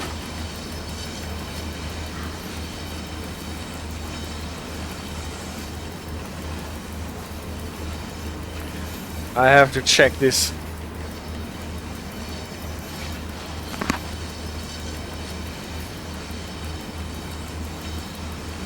Dead section, I cannot apply any power.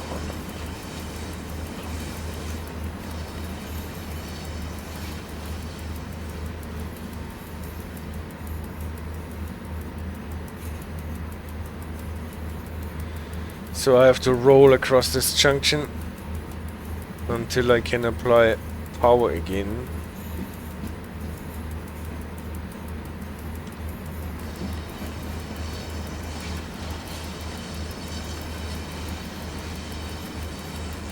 And here we go.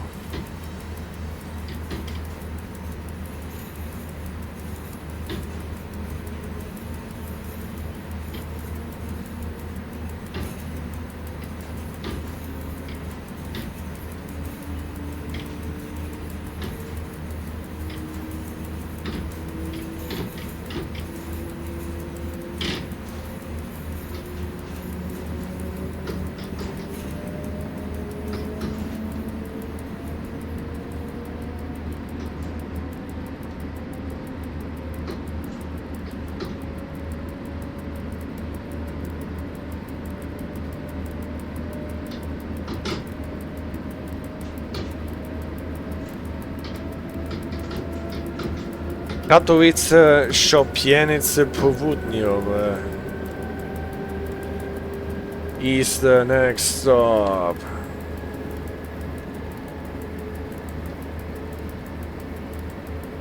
The limits are later than that.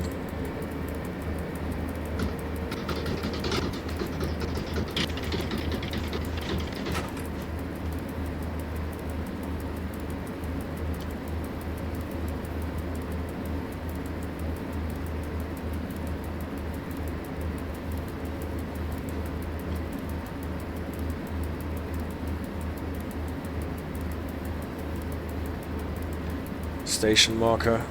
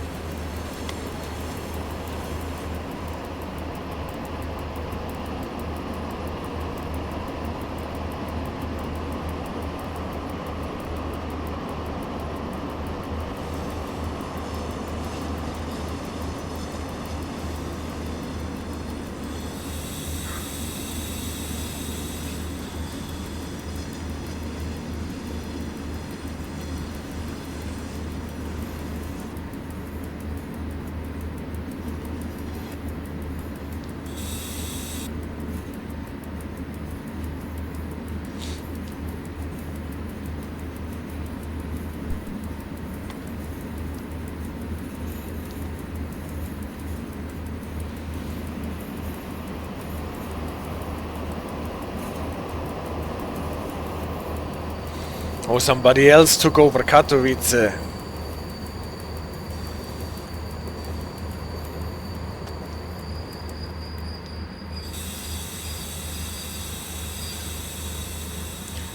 Now it is getting interesting. Katowice, Szopienice południowe.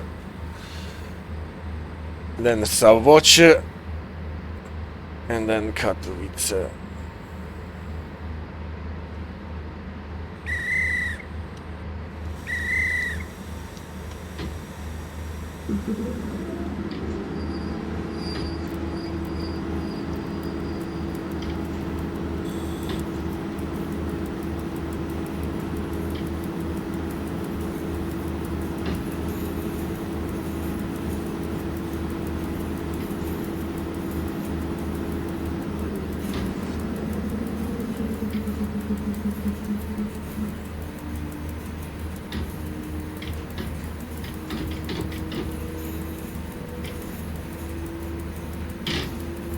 So what is announced, 40 or 60?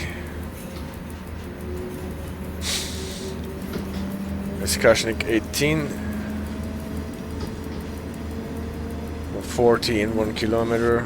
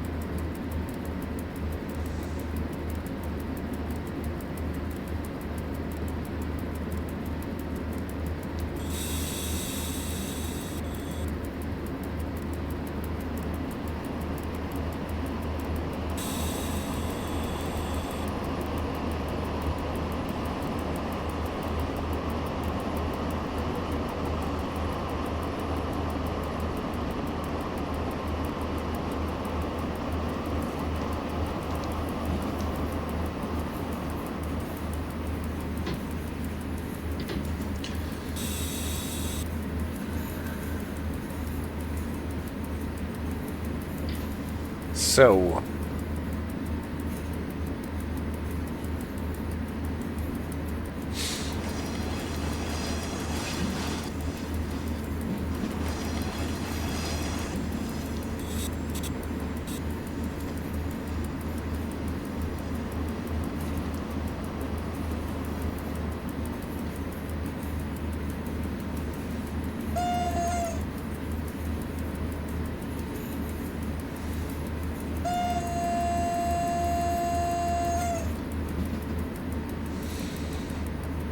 That's a little signal box. Also a wooden box, but much slower.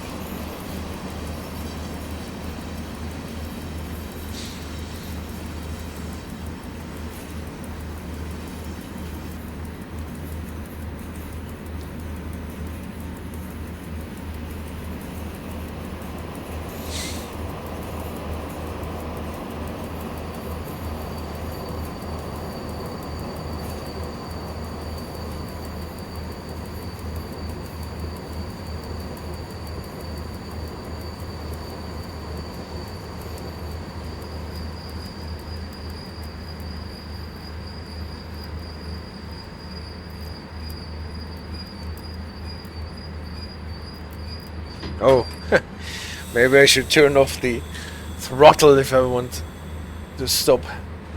The main Dąbrowa boss is actually at the other side. I see.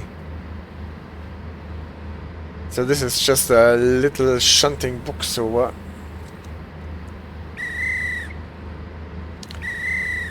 So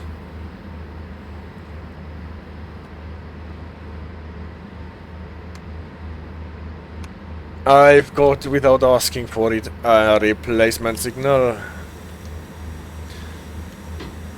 And going on the opposite track.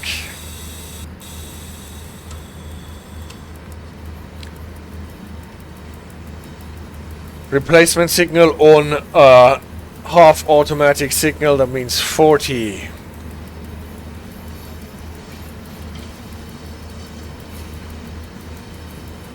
Going on the left track means switching the light setup.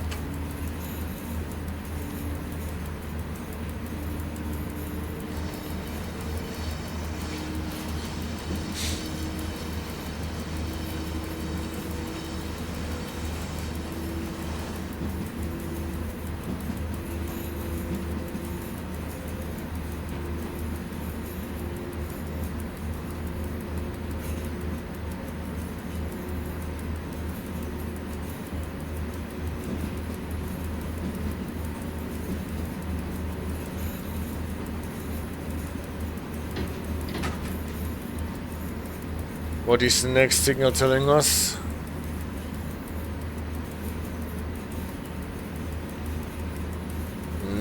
Nothing so far. So now actually we are supposed... Oh! There's a dwarf signal. And the dwarf distance signal. Announcing a slowdown to 40.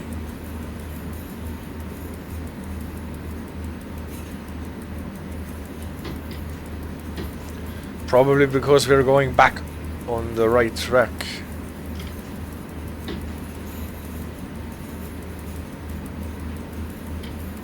Oh, not drawing any power? Now we are.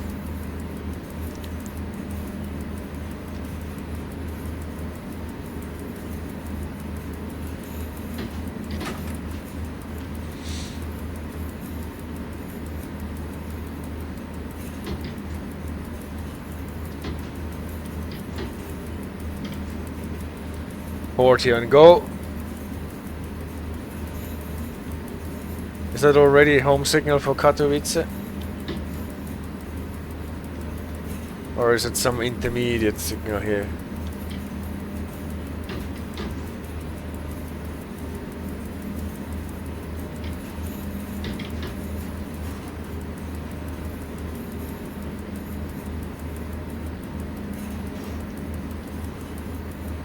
No, was not home signal yet.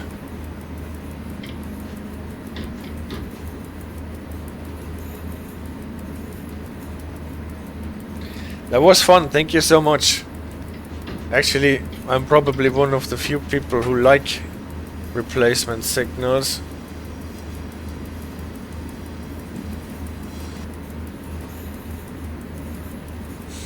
We're still on the wrong track, aren't we? No, we're going somewhere else.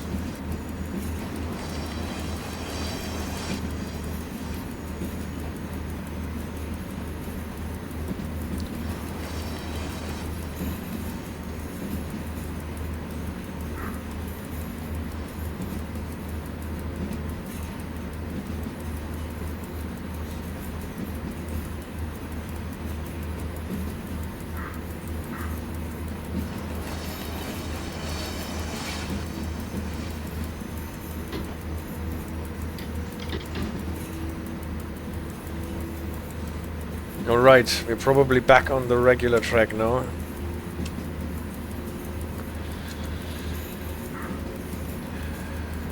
Yay, I'm on the stream, he says. Radar and lofty as well. When they are exchanging how to get a replacement signal in.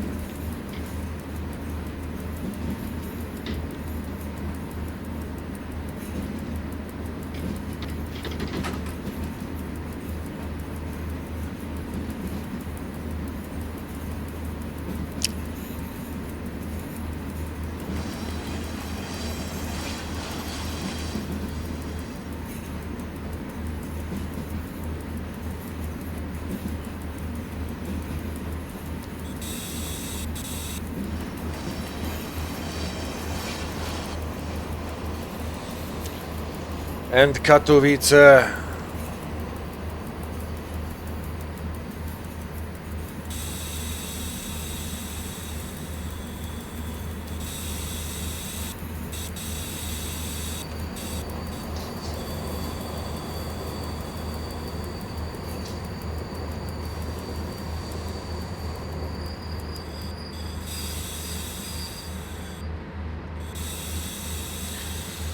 And here we are. With 10 minutes late.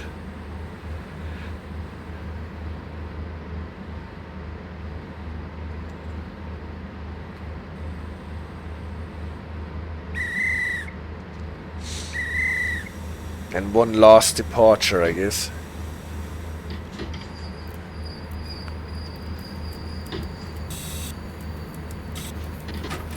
Only shunting towards the signal.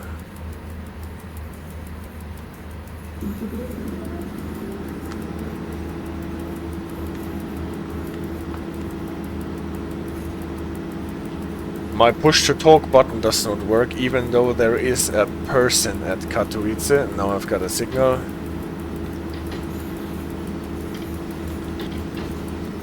I'm glad that I didn't mess up this CD radar. No, that looked very professional. And it worked out like a charm.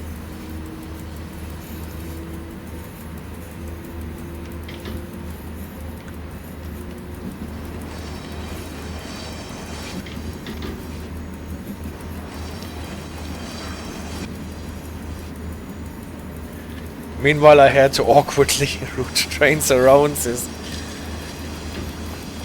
lofty again from Katowice while I was chilling on the opposite direction track.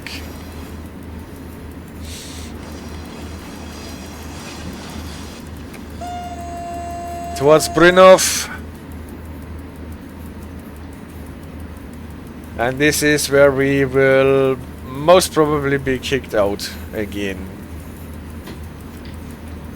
I guess sometimes we're starting services here when going into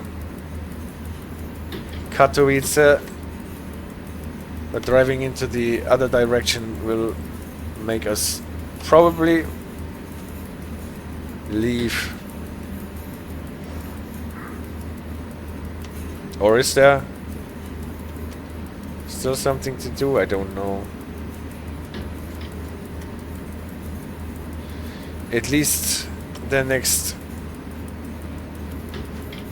stations cannot be taken over. And here we are. Alright. We may have still messed up the line between Now I can't wait for main route. Great! That was the first block. We almost made it exactly on 4 hours. Thank you so much for your participation and help. And we will going to have a break now. And I will be back at about 6. Thanks again, take care, and see you soon.